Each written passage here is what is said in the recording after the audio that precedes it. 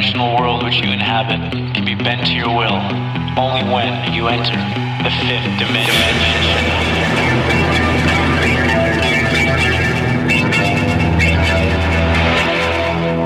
Dunes, Hello. Welcome to the fifth dimension. In the house today, we've got Dunia Darwiche, aka Dunes, a holistic coach, a whatever coach, I don't even know, but she's going to tell me, and we're going to figure it out because we are here in the fifth dimension. And thank you for joining us. My pleasure. This is being broadcast, by the way, to the trillions out in the Galactic Federation of Time Travelers. Exciting times. Right? Absolutely. That's what I'm talking about. All right, so we are going to get into it right out of the gate. We're going to let this beautiful music just fade out, all professional. And then we're going to go. Dunes, nice to see you. Nice to see you too. It's been a while. It's been a little while. It's been since the great rainfall, Unbelievable. where we got trapped. In the rain. Yeah. It was unbelievable. Luckily, it was hot as hell out. It was incredible. Yes. Imagine it was cold. Oh my God, no. We've gone through 2 seasons since I've last seen you. Wow. Unbelievable. Yes. And how have those last 2 seasons been? Very good. Expansive. Okay. Yes. So pretty much first lockdown, right? It was May, June. Yeah, That's when we something saw like each this. other. I think so. And then since then, the world's gone crazy. Oh my God. No one knows What's what is happening? what. Who is this? Who wears masks? Who don't? La la la la la. Who knows? So you tell me about the last few months, the last 2 seasons. Yes. So what happened? I moved. One thing. I moved further along the water east. Beautiful place in Lachine. Congratulations. Stunning. So you're not far from here. Yeah, I'm not. You're not far from the fifth dimension. It was a short drive over. Wonderful. Unreal. And how has that been? Lovely. Lovely, lovely, lovely. I love being by the water. It's stunning. It's so my vibe. And I also left my work of 10 years in the art education field. So you left that place you walked me through. I did. That I dropped beautiful, a bomb. that beautiful haunted. Yes, literally haunted. No, it's a beautiful place, but yes, it is. It has a vibe to it. It's got a lot of very, very old energy to it. That's why a lot of people feel that like haunted kind of vibe to it. Yeah, I left. Crickly, crackly, Yes, multiple rooms that you wouldn't even know were there. I remember. trap doors. Yeah. Yeah, it's pretty crazy. And so I don't know how much you want to discuss, but what led you to leaving that 10-year thing? So crazy. For so long, I had this like burning question of, is this part of the dream or am I adjusting the dream for this to fit in? And the fact that I was asking that question answered the question. Oh, that's profound. Yeah. So deep. anytime we're asking a question, whatever the question is, essentially is the answer. Totally. If we're asking that question. Fuck. Yeah, I know. I felt the same. I felt the same for so long because I was like so emotionally attached. I had been there for 20 years. I love people. I love art. I love expression. I love the therapy aspect of creation. But I was like, there's something greater for me out there. And playing it safe was kind of like the tinted color of staying there. And I had to kind of take a leap of faith in my career and then just jump and just do this thing with coaching. So what led to that decision? Was there a perfect storm? Did COVID assist in your decision making? Was it the move? I feel like this was like a creep up. It was starting to happen slowly but surely, and eventually, and it's nuts because I'm very into intuitive work. I see a lot of intuitives and stuff like that, readers, because I've had these gifts my whole life, and I like to work with people that have these special gifts. And I remember her and I speaking, a good friend of mine, and she's like, "You're about to leave this place," and I was like, "How?" Like I've tried to figure out should I leave, should I not leave, how do I leave, all of this stuff for so long, and I didn't know what was the plan. And she's like, "It's just gonna happen," and it was kind of like everything was fine. This huge storm hit, and then 2 seconds later, it was done. And I was like, oh my God. Like, I remember in the midst of the storm, having my jaw hanging just a little low, being like, I can't believe this. Like, I can't believe it's this easy in a sense. Like, life was just like, nope, out, and then it was done. And was it weighing on you for a while? Did you yeah. know you had to make that decision? Was it a stress or you were carrying that burden 100%. with a pretty smile on your face? Yes, totally. But on the inside, just carrying 350 pounds on your back? 100%. Especially that there was a love and a passion for this place beyond explanation. And I couldn't understand, like, how do you get out of a place you love and respect so much that has had such a profound impact on you that you feel like you can't leave, because once you leave, everything changes there and everything also changes in your own life. So it was kind of like, I got to pick, does this dream mean more to me, or does this place is like staying in my life mean that much? Isn't it amazing what the way I view it and the subconscious attachment to things that as they compound over time, the connection becomes stronger and stronger.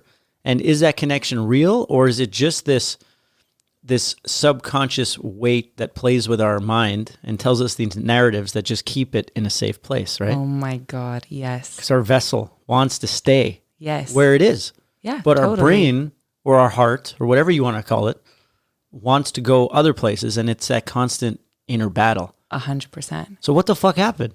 So Well, you don't have to go. You can go as in depth or as out of depth as you want.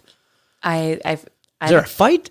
there was a bit of a disagreement, a tiny bit of a disagreement. There's that British accent. Oh, no. There it is. See, that's you letting out. No marketing's going to show you the people of the Federation that charming, British accent comedy vibes. Because earlier we were talking about branding and marketing and all that stuff. And podcasts, It happens. the only it way. happens. Sometimes So there it was happens. so there was a disagreement. There was a disagreement. There was, and it wasn't really based on anything in particular. It was just, I think that both of us, our minds and hearts, were just battling for something to stay that no longer could.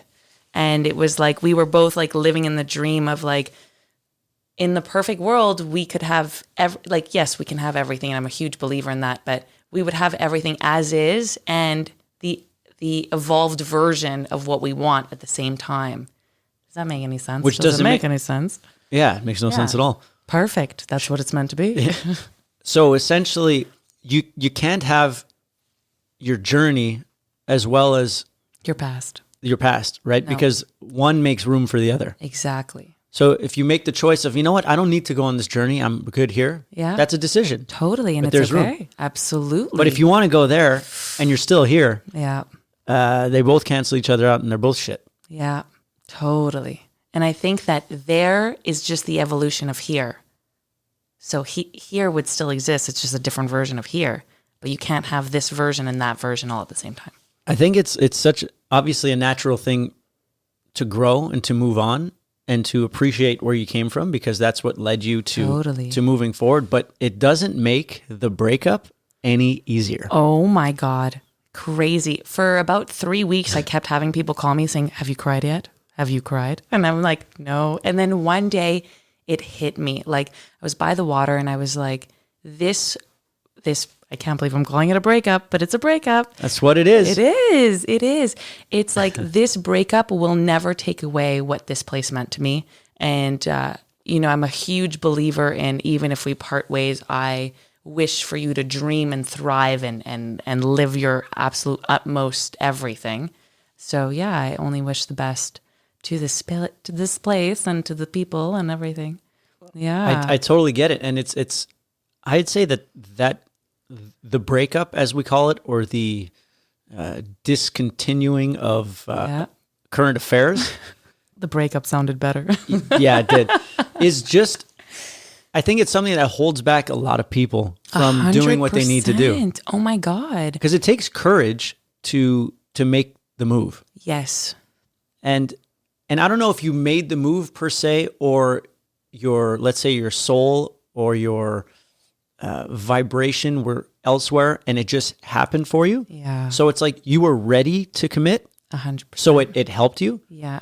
But the breakup must be harder if you're not ready to commit, and then you're just in purgatory. Yes. It's like the forever. Yeah, but it's at the beginning state. Yeah, it's it's like you got to make that leap, and you've got to decide, like, do I actually want what's coming? Do I want this dream? Do I want this vision? Do I want this crazy idea that makes no sense to anybody else but me?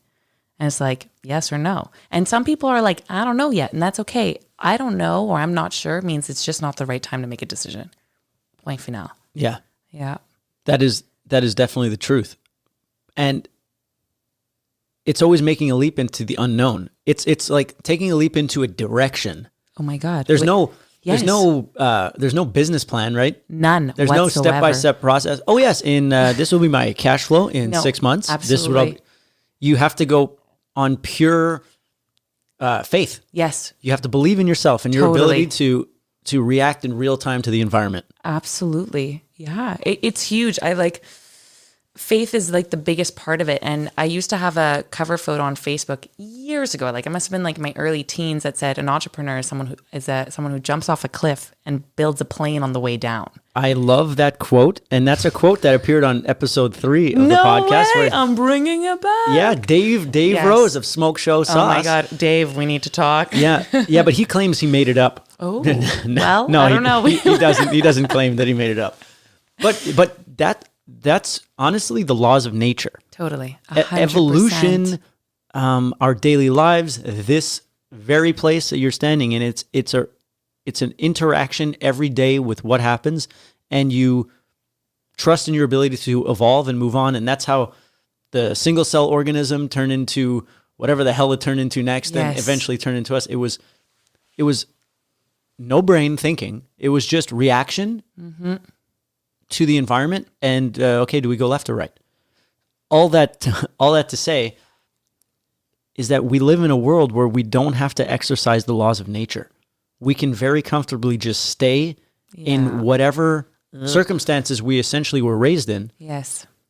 and there's no real need to break out of that, because on a subconscious level, our body is safe. Absolutely. It knows it's not like they're... It's like, if I stay here, I know exactly what's going to happen. And we're good. And I don't even know if it's a conscious thought, because, like, as you know, this thing, the subconscious mind here, it rules. Yeah. And let's forget about awareness. How many people are aware that their thoughts maybe are not their own, and maybe the culmination of their environment and experiences? But it's so tough to leave something when you don't even know why you're there, and you think that you're there for a certain reason. But Oh my God. because yes. you're a coach, Yep.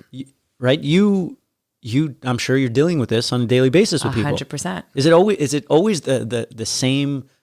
Not to say that every Narrative case is or the the same same story. but like in terms of formula, the variables are always different. But the formula, The basics of it. Yeah. Yeah, totally. because you're a pro. You're a pro. I'm a bro, right? So let's get that clear. Absolutely. Dunes is a pro. I'm a bro. Let's talk about that. Let's talk about what you're seeing in your career now that you've Oh my that God, you've it's taken the leap huge. on. Yes. What are you seeing? What's your feel on the people? Oh my God, On there's the so pulse. much. So one of the biggest things that I'm like so fascinated with my work right now is that I'm doing conscious work with them one-on-one during our hour and a half, whatever time we've committed to together. What is conscious work? Conscious work. So like conscious work, the way I'm referring to it right now is that it's work with intention. Like, we're going to sit, we're going to talk about the specific thing, we're going to dissect it, we're going to understand it, we're going to see where we're going with this, see if we can make like some very intentional actions and directions and thoughts related to where we're going with this whole thing. What's crazy though is when we put intention of going somewhere and we realize where we are, and we kind of just have a feel of where we want to go in the process of getting to that destination. If that destination's clear, literally the forces of the universe start conspiring in our favor. Like, I'll do work with a client for an hour and a half, and we're referring to a relationship she has with a parent, and it's been very traumatic or very challenging or whatnot. And then all of a sudden, like, it's as if this parent has been sitting in our meetings. He's calling, seeing what's up. And I'm like, she's like, I'm blown away by the fact that the work that we do in our bubble is being felt on a vibrational level everywhere in my life. And it's nuts. Sometimes I'm like, oh my God, it's a team of like, I'm the coach, but I have like a team of like angels, guides, all kinds of people working And I'm like, these are all these like behind the scenes people that aren't like physically present, but they're vibrationally working at an unbelievable rate. So it's like they're transferring the vibes. 100%. And that can only happen if you actually do the work, because it's not just manifesting by, oh, I want this. Yeah, no. It's not that, but it's going, I guess, in a vulnerable place, Yes. being real about it, talking about it, dissecting it, like you say. And the way I visualize it is the fifth dimension, the cloud. Yes, 100%. The way I see it is a Yes. feedback loop. Yeah. If you're going to talk about something and want to make something happen and you're going to work on it and get out of your comfort zone, you're sending that frequency, that vibration up to the cloud, and then it's going to register. It's going to say, oh, patient 7X0Y wants more of that. Boom. Yes. Yeah. Slammer with it. Unbelievable. And so powerful. And it's not like there's like someone, the way I see it, making the decision. It's just like, no, this is the way the loop works. Yes. It's a huge mirror. It's just like a formula. It's like an algorithm. We are algorithms. Unbelievable. That is all that we are. So cool. So you see it in real time. Oh my God. And the first time I was like, I'm a big believer in Esther and Jerry Hicks's work and all of that stuff. But I hadn't seen and the worst part is like I had seen it, but like on this level, I was like, and another person was now understanding this concept and living this experience with me. I was like, so you're no longer mind-blowing. selling the idea. They've experienced it. Exactly. They're living it. And you've made a believer. They're in. Yeah. Yeah, no. It's crazy. It's unreal. And some things that seemed like, in a way, unattainable, or some things that are like, but how could this person manifest or create this reality, are starting to come to life. And I'm like, oh my God, this stuff's juicy. Like, it's very potent. like, does everyone know this? It's crazy. Well, they need to know it, right? The people, like, wanted to say something very cliche, but like, people need to wake up. Yeah, they do, and not wake up by like canceling people, because that's the opposite of waking up. No, the waking up to their personal power. Period. Yeah, and seeing that this vessel is capable of amazing things. Oh my God, things that are undescribable. Like, people make things happen that other people's wouldn't even dream of because it's too scary and too, like, you watch too many movies. And it's like, no, not quite. Yeah, it's like, no, you are, I don't know, polluting your brain and your gut with people and media and thoughts that are not your own. No. And you believe that those thoughts are your own. Yeah. So you think you're the smartest person in the room. Ugh. And that's why you live in that closet with that person you hate and go to that job that you hate, because you're a fucking genius. Right? You ever notice that all the smartest people are the ones who are the biggest disasters? And I have empathy for them. Of course. Because I feel for them. They're very out of touch with themselves. They're numb. They're scared. And it's a general defense mechanism. Totally. And so where before I was like, oh, this person's fucked, or try to explain them something. It's not about explaining. It's about understanding that they're on a different place on their journey. Yeah. And maybe they haven't hit a wall that I've hit that has led them to making a turn. And so so that's another one of my questions. All right. Is it a wall that we've asked for, or is it life saying, fuck, this is your wall? I don't know. Isn't it crazy though? I was talking about this with a friend, and I was like, we were talking about this old grumpy man. He's got a lot of money. He's not very heart-centered.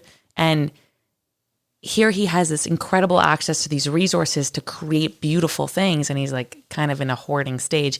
And I was asking him, like, you think something's gonna happen and wake him up, or give him an opportunity to wake up? He's like, oh, maybe it's too late. And I'm like, is it though? Like, I don't know. I'm a huge believer that, like, you can wake up any day, and like, life can gift you those things. But is it that you're on a vibrational level asking for that wake up, or is life saying, no, here's your wake up. You either wake up to it or not?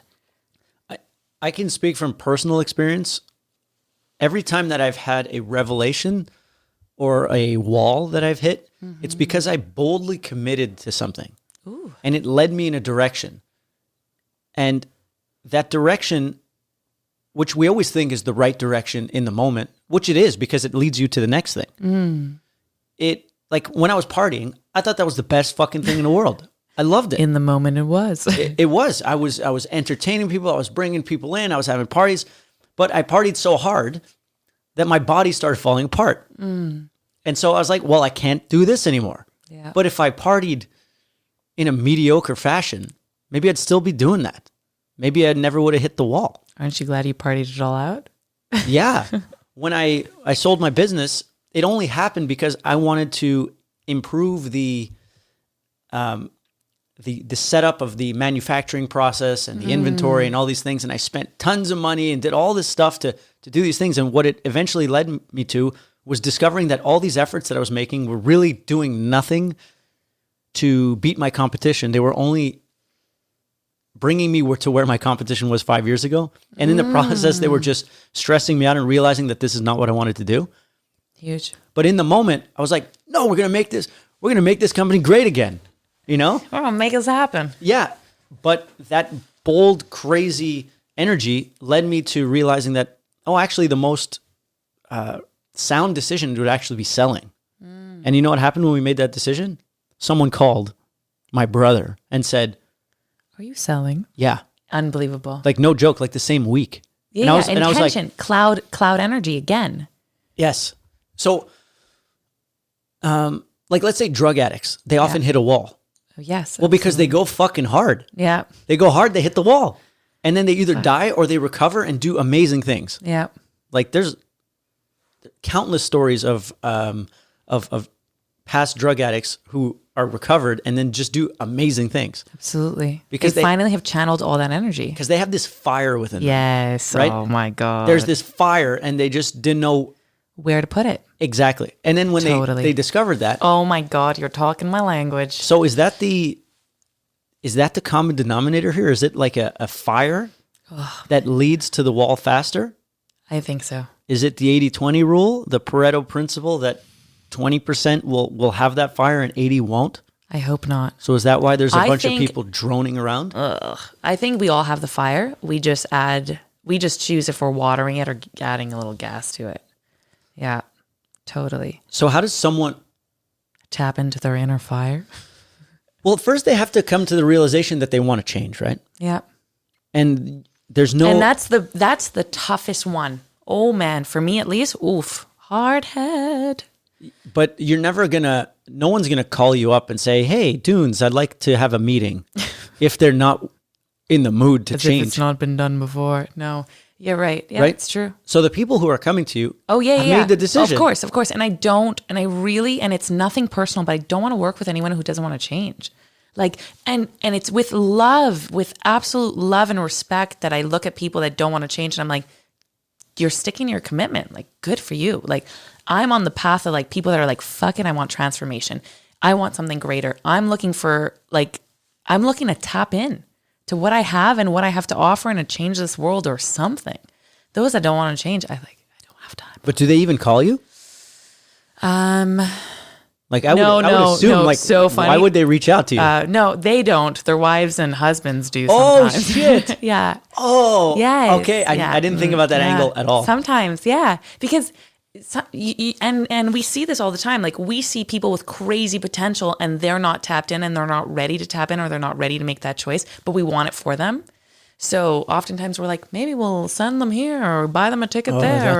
Is that usually probably doesn't- disappointment For who? for the person who's trying to make the other person change? Yeah, well, that's their decision. Yeah, I guess so. But that says a lot about the person that seeked change for that other person.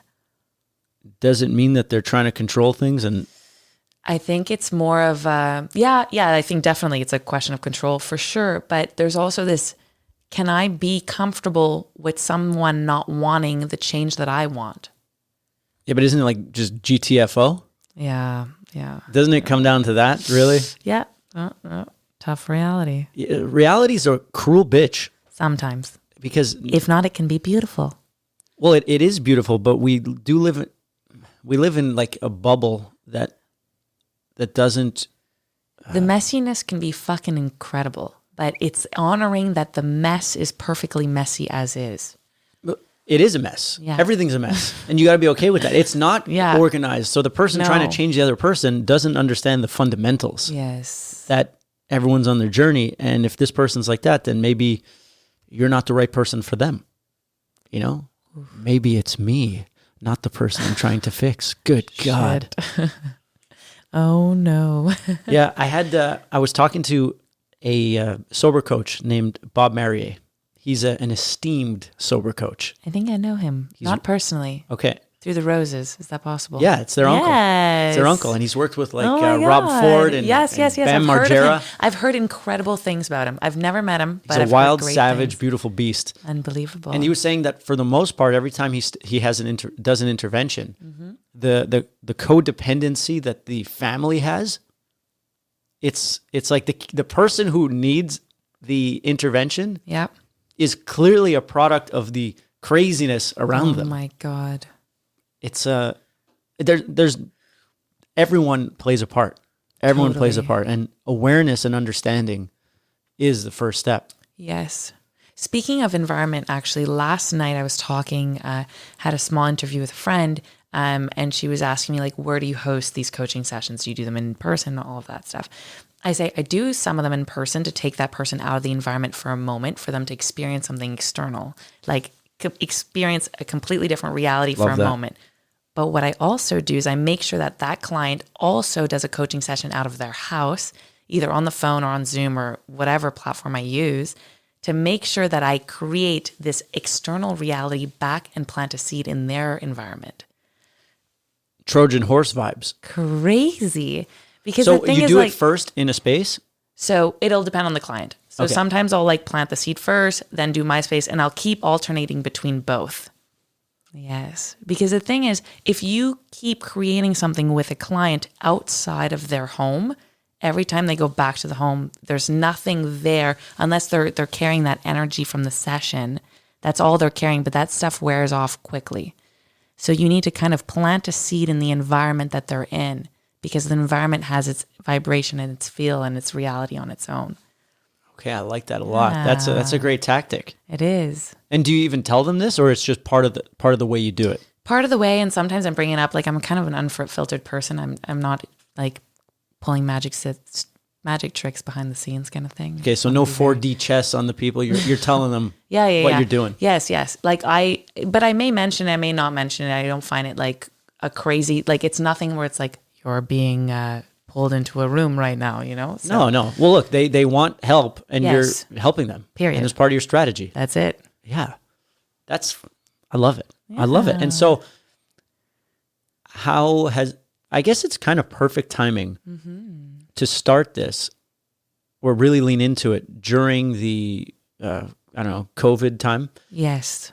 Because I feel a lot of people have been forced to look themselves in the mirror. Oh my God. And it's crazy you say you started this. in the perfect. Yes. And look, so funny enough, you say look at themselves in the mirror, because one of the biggest exercises I do with clients is I have them stand in front of a mirror and talk to themselves for 5 minutes. And it is apparently difficult, which I find shocking. So, and it's nothing egotistical or like, what do you say? Like, Vain or yeah. Or like, oh, I love myself so much. Oh, like about you being confident in your ability to speak to yourself in the mirror? I don't want it to sound bad, but at the end of the day, crude reality, most likely they're going to bury you alone. Facts. Most likely. Like it's been done in history where people have been buried with other people, but chances Like in are the same slim. coffin? Like in the same coffin, or I guess so. Almost never. There are some like Exactly. Egyptians who get buried with cats. Yes. That's legendary. That's the dream. But other than that, I would side with what you're saying. So basically, I tell clients, friends, family, entourage all the time, I'm like, you better start liking that person that's in the mirror, because at the end of the day, who's sitting in that coffin is you, yourself, and I, whatever. That's it. There's nobody else. So you might, and the one person that's going to be there 24/7 for the rest of this journey is going to be you. So you might as well like your own company. And I'm going to tell you that right away. And most people can't look at themselves in the mirror for 5 minutes. I'm like, what? What do you mean? Like when I look in the mirror, and this sounds crazy, I love who I see in the mirror because I've built that relationship with that person on the deepest level possible. But it makes this journey so much easier to live. Maybe there are some days I'm a little upset with that person, but in general, it's so priceless. There's more good days than bad. Yes, When totally. you look in the mirror. Oh my God, 100%. Yeah, this morning I looked in the mirror, I'm like, fuck this guy. We're gonna need to book a session. Yes, I think so. But I understand that, and COVID is letting that happen in real time because totally, you can't leave the house. Even with myself, like I'm so used to being on the road, in the studio, all the stuff like crazy. Yeah, sure, I meditate, I'm mindful, I philosophize with myself, all the time. But this was the ultimate test. It was the ultimate because it's like,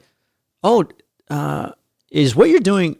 Does everything make total sense? Are some things stressing you more than they need to be?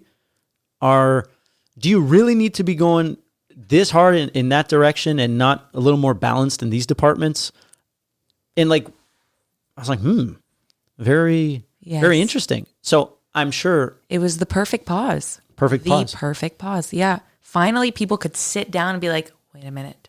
Do I love myself? Do I love what I'm doing? Do I love who I'm surrounded by? Crazy. And if you're surrounded by that same person or that family and those kids, those kids, those fuckers. No. We love them, but Jesus. Yeah, you ask yourself because now there's no people going to work. Everyone's staying home. Let's say the kids are home. You're stuck in the house. You don't get to go out and go to a restaurant. There's no more distractions. There's no more. Well, let's be honest. There are many distractions inside the home, but there are no external social distractions like there were before. Yeah.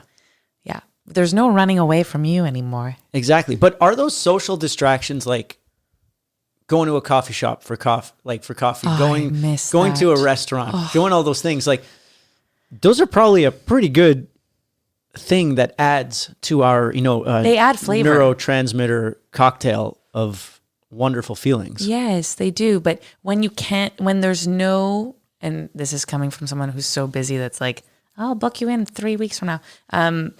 When there's no space to even sit with yourself and it's filled with this stuff all the time, the moment where you're forced to sit with yourself, it's like, oh, wait a minute. Let me think about all of this again. And so what have people been saying? Are they aware that this quarantine has kind of changed their perspective? Oh my God. Yes. Or shown them that fuck they need to do something? Yes. A lot of people are like, whoa, I'm starting to realize, okay, either the direction that I was going in is not quite it, or I need to do a 180 and completely change directions. A lot of people, some people know, but I'd be shocked to hear if someone didn't have oh my God, I'm having realizations during this time. So we talked about earlier the source of the hitting the wall. Yes. Is this like the greatest wall? Yes, I think so. They call it the Great Human Awakening. It is the Great Human Awakening. It is. Because the whole world is faced with the same thing. Okay. So I have this crazy theory that we manifested this pandemic years ago when we were children. We were like, oh my God, we want a snow day. And I was like, the problem is we wished for too many snow days at the same time. And we got a year day. Wow, I like that. It makes total sense to me. And also what's interesting is the amount of people in their careers that were like, can I just have everything stop for just a moment so I could just regather my thoughts? The amount of people who have had that thought over and over and over again, but weren't ready to attract a pause for just themselves. It's almost like the whole world needed to stop so they couldn't get distracted with that either. It's like, isn't that what happened? And it's the whole world. It's the first time world. that the whole world has the same snow day. Yes, in a way it's like, and this is going to sound super controversial, it's like we're all on the same team here. We're all going through the same storm in a way. Well, we are. Yeah, we are. But it was interesting. There was a little like blog article thing that was written by someone that said, we are in the same storm, but honor that we're not in the same boats. And I was like, ooh. Well, but that's the absolute truth. Yeah. Yep. Because everyone's got their own. Yes, everyone's in a reality. different reality, a different tribe. Yeah. But tribe, I love that word. And so this is where like political correctness gets goofy. Oh yeah. Is I see things, and I think you see it the same way. I see a formula, and there are different variables. Totally. But if you focus on the variables, you don't see that everyone's dealing with the same formula. Yes. Right? Like everyone is dealing with a change, a difference. The big picture is looking the same. Are the specific changes different? Yes, because we're all in different environments. Some are tropical, some are in the desert. But the fact that everyone had to stop and the fact that everyone's routine is now changed Yes. and the fact that everyone has to look inward is the same for everyone. Totally. So let's not get lost in the minutia of And literal I could bullshit. totally hear someone being like, but I got busier than ever during the pandemic. Like my business or my work or my schedule boomed. And it's like, yes, but just having the world go on pause, like just having you like taking an extra 3 seconds to sanitize your hands before you get into the store, that extra pause adds to the global pause of the experience. So everyone did experience some version of a pause, certain. Yeah, but even with the person whose business is booming, Yes. that's a change. Yes, true, Right? true. Totally. A So shift. It's a shift. It's like it came out of Yeah. nowhere, and perhaps when it goes away, it's going to slow down. Maybe there's God. right. I hope not for them. Yeah, it's possible. Yeah, but it's always it's about reacting in real time. Yes, adaptability. So it's not like, oh, I'm good. No. I'm going to keep doing this forever. That's the loser mentality. Yes. in my opinion. Well, that's just walking into a trap door. Yeah, it's like, well, things change. I'll adapt. Boom. Yes. Oh my God. And it's about having faith in your ability to adapt when the time comes. Boom. Oh my God, that was juicy. Can we get a quote on that? Well, of course, That was we're gonna amazing. clip that. It'll be great. That was juicy. Yeah, it was juicy, and it's like Because that's trusting your abilities, life, timing, everything. because to me, it's the only productive way of looking at life. Because you Totally. can sit in your box and hypothesize of The non-changing box. yeah about the running simulations. Well, if I go there, that's going to happen, or that's going to happen, and this is going to happen. First of all, we don't have the computing power to know anything. I don't care how intuitive you are. You didn't see 2020 coming. No. You didn't. Well, I did, but you, To its extent. you didn't. So you can stay home and get really anxious and get really stressed about what might happen or what might not happen, or you could just say, "Hey, you know what? I'm going to make sure that my vessel's nice, clear, and healthy, and whenever the time Yes. comes, I'll be ready." Yes. Boom. Trust. Full trust. Trust, and that's why faith gets a bad Oh my God. faith gets a bad rap. No, love it. That's my favorite topic. Because faith is something that's not cool. What? It's Right? the coolest thing ever. Well, it is, because faith is the belief that you can. To me, it's the belief that you can do it, and that Yeah. if you work on yourself, the force. Yes, You the know, force, Star Wars. literally. You know where that came from? That's faith. Mm-hmm. That the force will be working in your favor if Yes. you do the work, Yes. and the force is not a good or bad thing. Whatever you give the force will give back to Oh you. my God. Yes. Boomerang effect. So do as good as you can. Of course. You know, make yourself feel good, and then you'll keep feeling good. Yeah. And believe that you can do it. And yeah, so faith has that bad rap because it's attached to religion and it's attached to this and that. And it's like, Yeah. and that's another example of the literal nature of the primitive human mind. Yeah. Ugh.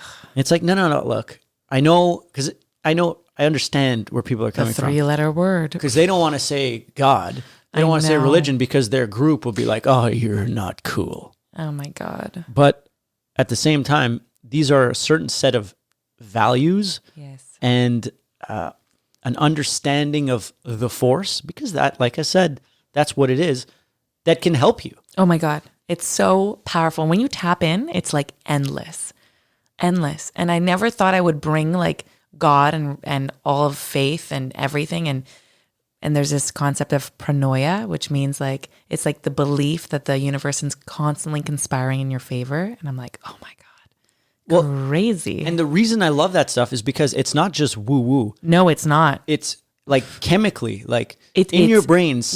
synapses. That's why I said earlier, the truth is what we believe it is. Because the way our system works, whatever narrative that we create, that Yes. that we continue to build with, actually creates the connections in our mind that make that true. 100%. So even, let's say on a scientific level, God doesn't exist. If you believe that there is a God or a fifth Yes. dimension and it's conspiring in your favor, and you see it happening, regardless of what anyone else thinks, if it's working for you, it's working. Oh yeah, 100%. So fuck it. Yes, totally. And it's like unconsciously you're making yourself believe like, okay, God is here and he, she, it is helping me constantly. You put that in your conscious, it seeps into your subconscious. So while you're busy cleaning dishes, driving your car, going to your work, pulling meetings, constantly you're making calculated decisions that line up with the belief that there's some kind of force working in your favor. Crazy. Yeah, and it sets you on a vibration. And like, think about it like this. If you believe that something is conspiring in your favor, I would say you're less stressed. Oh, 100%. Right? Because you your kind of like shoulders let go. are- Oh yeah. my God. Like you're So- like, someone else is going to take care of this. Exactly. So you let go. And when you let go, your inflammation decreases. So if your inflammation decreases, your vibration increases. Love it. And so on this And you're open. You're Yeah. open to be to surprised. say you're yes, open to yes. to try something Oh my that doesn't God. That doesn't make that's- sense. Yeah. Yeah, you just Fuck go. logic. Yeah. And again, when I visualize the 5D, I see it as the Waze GPS. Yes. So it's like I'm setting my coordinates based on Totally. my vibration, Yes. and it's just going to guide me Totally. towards more of that vibration. Love it. Let's say I'm drinking and I'm partying and I'm doing all kinds of crazy shit. That's the vibration that I've set, and I'm going to keep going towards more of that. But what happens when people get sober or when they start playing music or they start doing whatever, more of that happens, Oh my God. Tons. right? Like you started coaching, you're getting more coaching clients. Oh my It's God. just how it works. You Yes. start doing something, you get more of it. Yep. Just make sure you're doing something that you want more of. Exactly. Oh my God. The machine wants more of what we give it. 100%. And we are the machine. And this is the algorithm of nature. I love it. It's just how we roll. Yeah. And so when did you start exactly? When did this? This is a crazy story. So, okay. I'm into crazy stories. We're in the fifth dimension. I love it. No rules here. None.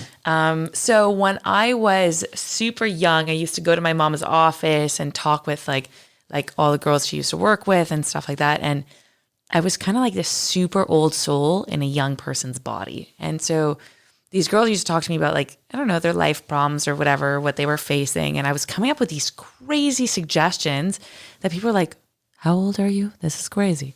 So How old were you? I was probably like 7 or 8. And I would be hearing crazy stories like one girl's boyfriend was in jail. Like, okay, she worked in great places. This was an extreme case. And I was coming up with these crazy suggestions and these crazy ways of seeing life. And people were like, I can't believe like this knowledge is in such a small human. And so there was kind of this like desire and love for helping people and this like inner wisdom that was always there. And then fast forward, so many incredible experiences in my life, but fast forward, I was 18. A friend was like, let's get into network marketing. It's crazy. It's unbelievable, blah, blah, blah. And I was like, there's something I need to experience through this. And I was like, there's something I'm going to discover through this. And I remember sitting in a stadium in North Carolina for an international event. And it was like about the size of the Bell Center, I would think. Don't quote me on it. And basically I was like, we were watching John Maxwell live. And I was like, I can't believe all these people are sitting here choosing to work on themselves. And I'm like, wow, the potential of this is huge. And like the ripple effect that these people go home back to their lives completely changed after working on themselves. I'm like, oh my God, like this is massive. And I'm like, we need to do this at an even bigger scale. And I was like, I went home. Obviously, network marketing didn't last too long in my life, even though I have a lot of respect for people who can go through with that kind of business. It's very, very challenging. Fast forward, I dropped out of college four times. My poor father was like, you will come back with that degree and the signature and the stamp. And I was like kicking and screaming through the process. But I made it to university, shockingly enough, for the grades that I had from college. And basically what happened is I found a program that had the same description as personal growth in a university program. And I was like, what? Like, how is this possible? It's called Human Relations. It was hosted at Concordia University. And I fell in love. And I was like, oh my God, this is it. I don't know what this is going to turn into. My brother was a bartender at Reggie's for years. So I went to Reggie's one night, bumped into a guy that I didn't know really well, but he was a friend of a friend. And we were talking outside. He was telling me about his life and what he was up to. And I was basically like dissecting his whole life, like super pumped. And he left that conversation like, you need to become a coach. Like, you have to do this. And I was like, wait a minute. Like, this would encompass everything that I have. Like, I always loved cheering people on. I'm obsessed when people have like visions and dreams that make sense to nobody else. I'm like that stranger that you meet on the side of the street that hears about your project that's like, you gotta do this. Like, I don't care what your freaking circle says. So I was like, okay, how do I do this? Where do I go? What do I want to do? I knew I didn't want to do it online. I'm not really an online person. I like it. I don't mind it. But like, I live for the face-to-face. And so I was like, I need to find a coaching school or certification that's in person. And I kind of loved Concordia because I'd built this beautiful relationship with this university. And I always said university is a secret gold mine. If you know where to look, you leave with gold. If you're just complaining at the dirt, you're going to find dirt all day long. So that's a juicy quote. There's quote number 2. There we go. And so basically, crazy story, Concordia was offering a coaching certification, personal and professional coaching certification that accredited me with the ICF, with the International Coaching Federation. And I was like, I'm in. And obviously, like, you know, your ego gets pumped. You're like, oh yeah, I've been doing this my whole life. I walked in and I was the youngest by far. There was probably like 3 other young women that were close to my age. And I was like, the first day of class, I was like, oh shit, what did I do? And I absolutely grew like an unbelievable amount through that program. And I am like so close with everyone that I went through this program with, and it changed my life, literally changed my life. How long was that program? I started in November and I finished in June. Of what year? Of this year. Of this year? Of the pandemic. So you did it in the pandemic? I did it in the pandemic. I started in the pandemic. I started in the non-pandemic and I finished in the pandemic. Wow. Yes. This year changed everything. So you made that commitment and then the world stopped for you. Yes, literally. So you can continue, and then when the world opens up, I'm ready and set to go. You're ready to rock. Yeah, it's crazy. And during the pandemic, I also finished my Reiki certifications and did my past life regression therapy course, which I know we've talked about before. Yeah, I know. I'd like to find out more about that. Yes, but before we do that, go into that after. So you found a path that encompassed everything that you innately had. Totally. Because I was a multi-passionate being and everyone was like, pick one thing. And I'm like, that's not me. I don't want to pick one thing. I'm an artist. I'm like, I've been an artist my whole life. I've been a creative. Us to pick one thing, I'd be so bored. So, it's tough, but you did. In a way, I picked a thing that has a lot of things attached to this thing. Yeah. Yeah. Because you had this innate ability. Yeah. From a young age. Yes. And then you lived a life that gave you these experiences that added to that ability. Totally. Like the loss of my mother, I landed in the hospital 5 years ago for like a mental breakdown, which was by far one of the craziest kind of cool experiences of my life. Until this day, I take a lot from. And so, yeah. So it's like, did you sign up for this outside this video game world? I totally did. So it's like, oh, I want to acquire this. Yes. In the moment, I was like, what the? You know what? There's so many moments I joke with friends and I look up at the sky and I'm like, are you sure this is what I signed? Like, are you certain this is what I signed up for? But then I look back and I'm like, yes, this is so me. Like, it had to be crazy, cool, adventurous, and creative. No, I don't do it with the simple, boring stuff. Well, it's just what you are. Style. Yeah. So you have this ability, you have these experiences, you have this innate willingness to or desire to pump people's tires. Oh my God, 100%. Help them out. And then, like, what else could you be doing? And now that you're, let's say, focused on this. Yes, this is my main. Rather than having because look, totally. Let's say the artistic side of you is applied to what you're doing. Yeah. Maybe it's not in painting or other things, but you're a creative approach. Your creative approach to, doing the sessions in 2 different places. Mm-hmm. That's a creative way. Totally. Right? You're out of the box. Because creativity is taking different ideas and putting them together, and yes. That's what creativity is. Yes. So people like, so many people are like, I have clients even that are like, I'm not creative. And I'm like, okay, let's talk about your cooking. Let's talk about how you put your towels away. You can be creative in any way possible. And I'm a big believer in rewriting the rules. Like, even when it comes to spirituality, I'm like, I will never be the one to tell you, you need to meditate every day and do this and do that and that and that. I'm like, you create your own God. You create your own spirituality. You create your own life. Fuck the rules. Well, because there's so many, we're all different. Yes. We're all different and we're all the same. So we all need something, but that something that we need is all different. Yes. Right? That's just how we roll. Yes. And it's the only way to understand and appreciate others. Because, like I said, the primitive human mind will judge others for not doing what they're doing. Yes. Without realizing that what they're doing is that even they're choosing. You know? Yes. It's like we're trying to understand people from our perspective, just having lived in our own shoes. I find that unfair. Yeah. Yeah. Because we're never going to be fully in their shoes. Never. It's like we judge people on certain experiences, and then we have them. We're like, I never thought I was going to be that person, and then all of a sudden you're that person. You're like, whoa, wait a minute. It's really easy to point at others when you're in your box. And when I say in your box, especially now when people are at home, everyone's posting this or posting that, and they're either on one side or they're the other side, and they don't realize that they're just part of that problem, that feedback loop. That yes, like they're just doing what the algorithm feeds them, and they're not aware that they are just the receiver of the algorithm. Yeah.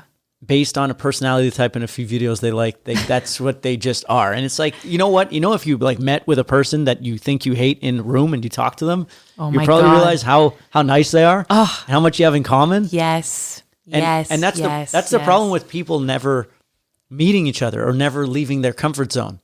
Like I've had the pleasure, and it's like the very fortunate pleasure of being able to travel all over the place, travel through Middle America, travel through Europe, It changes everything. For work. And you meet people and you just realize these are all good people. They're humans.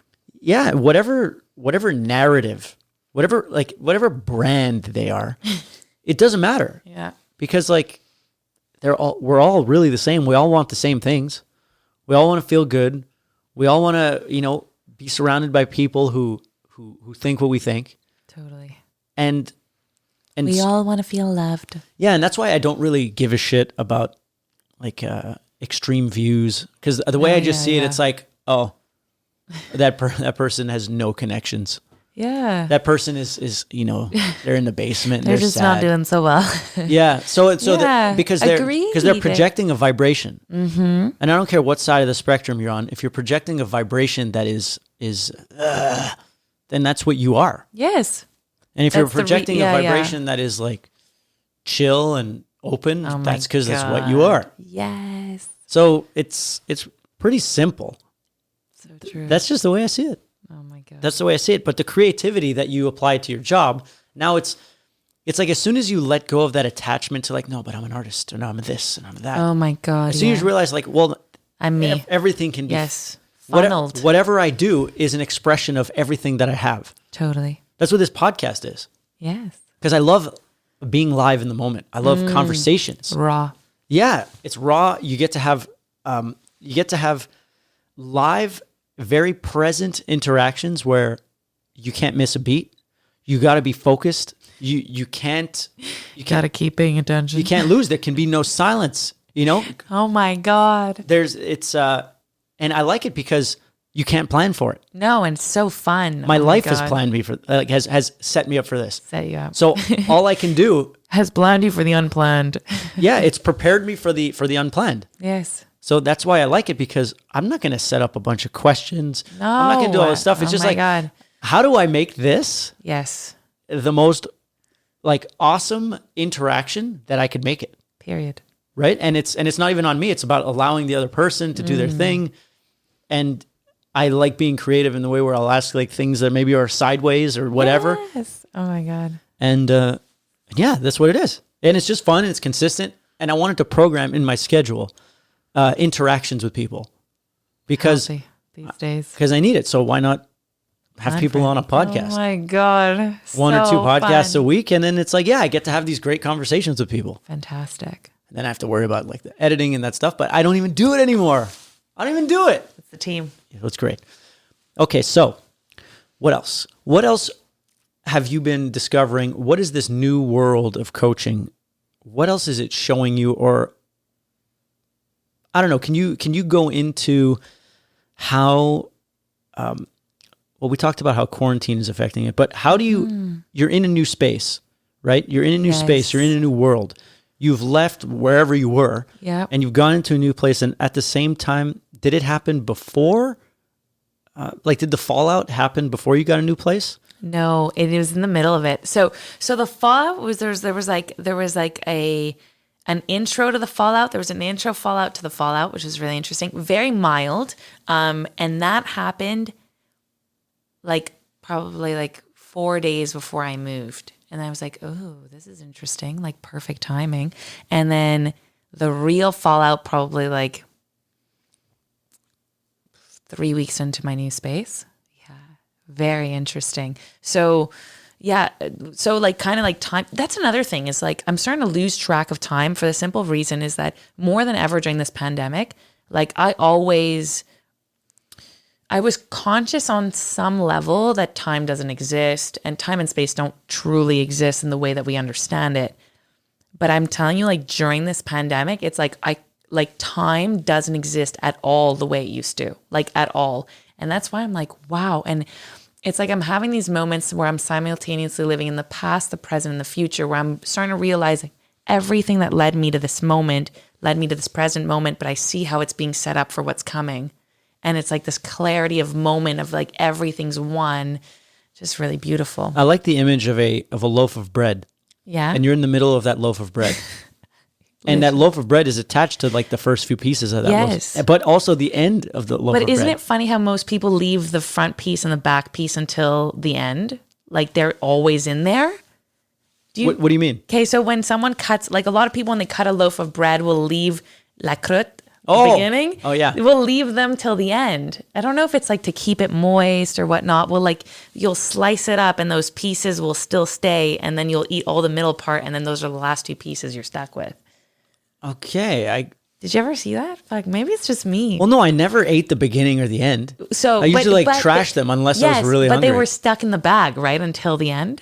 Yeah. So it's like the beginning and the end. So the past and the future are always there, but you're living in the present as you're eating the bread. Yes. So the past, present, and future are always there simultaneously. Because I was seeing it as before it's cut. So it's like it's just a whole loaf. Yes. But you're let's say you're in the middle or you're a quarter of the way in. Yeah. But the entire loaf is there, and yes. life is the loaf. Yeah. Life is the loaf.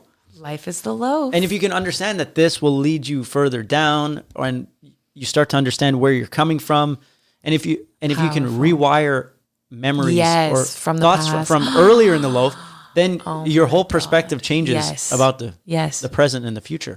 And it's like you can't physically change what happened in the past, but you can change the way you see it. Like I was talking with someone, was it a client or someone else? I don't know. There was someone I was talking to and they were like, oh, both of my parents had two completely different ways of seeing life. I preferred the way one parent saw it over the other.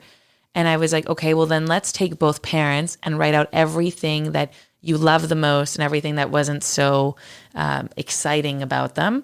And then rip the parts of them that are not exciting them, look at those parts, literally say, thank you, but I'm not taking you with me. And then take the parts that you love most about those parents and say, these are the parts that I feel connected to that are part of me now. It was like very, very powerful. That's a very productive way of looking at things. Yeah, I guess so. I don't know. Well, I think... Yeah, I guess so. It's about, because what is it productive to dwell on ideas about a person that you don't like? No, ain't no. You know what? It's like forget it. If you're gonna complain, set a timer, do it, rage, fucking go hard, and then that's enough. Yeah, because if you make that list about a particular parent, the stuff you like, the stuff you don't like. If you're dwelling on the stuff you don't like about them, that's you not understanding that they're human. Yes. Right, they're human. There's lots of things you probably don't like about yourself too. Yeah, they're human with less. During the time of their lives, they had less tools than we did. Totally. And so that's why when my dad passed away, and when I look back at how he did certain things or how he operated, at the beginning I was like, what the fuck? Yeah. What was he doing? Like, what was he thinking? That didn't make any sense. But as I get older and I start to, first of all, understand myself better and be more honest about how I really am, and then I start to experience things that he experienced, I realize that, I get what he was doing. This made complete sense. Yeah. My naivete as a young man is now mature enough to understand that those things that he did or the way he did things was based on his wiring and was based on his experience and his knowledge and all this shit that just brings more empathy and appreciation and respect to him. Yes, totally. Because it's like, you know, when you grow up, your parent is your idol. Yeah. And then in the middle, they fucking annoy the shit out of you. Or they do something and you get really disappointed. Well, yeah. When someone passes away, you find out shit that they never told you. Oh my God. I have some good stories. I'm sure you do. Yeah. And then if you do the work, yes, and you get further down the line, you start to have massive appreciation because you're like, oh, first of all, they're not a superhero. No, they're not. a human who did their best. Oh my God. Yeah. And it's pretty fucking awesome. Yes. That's great. And you know what? If I was in their shoes, I would have done the same fucking thing. The same. And then I start to realize that, like, oh, let's say he did this kind of thing. I know that my biology is the same as this fucking guy's. And so there's a reason that I think the way I think and I do things because he comes from the same biological genetic lineage that I do. Totally. And we're like, in terms of like the lineage age, we're more twins than father and son compare to the rest of the line. Yes. You know what I mean? Yeah. Because it goes so far down and it's built on like so many. Our personalities are the product of generations of interaction with an environment to survive. Yes. Because it's only in the last like 100 years or so, or even less, that we live in a comfortable world. A little too comfortable. Before that, yeah, for like 10,000 years, it was fucking brutal. Yeah. And so the reason that people are the way they are today is because of how they interacted with life before. That was a purely survivalistic experience. Yeah. So that's why it also gives me more empathy to understand others in the way they are.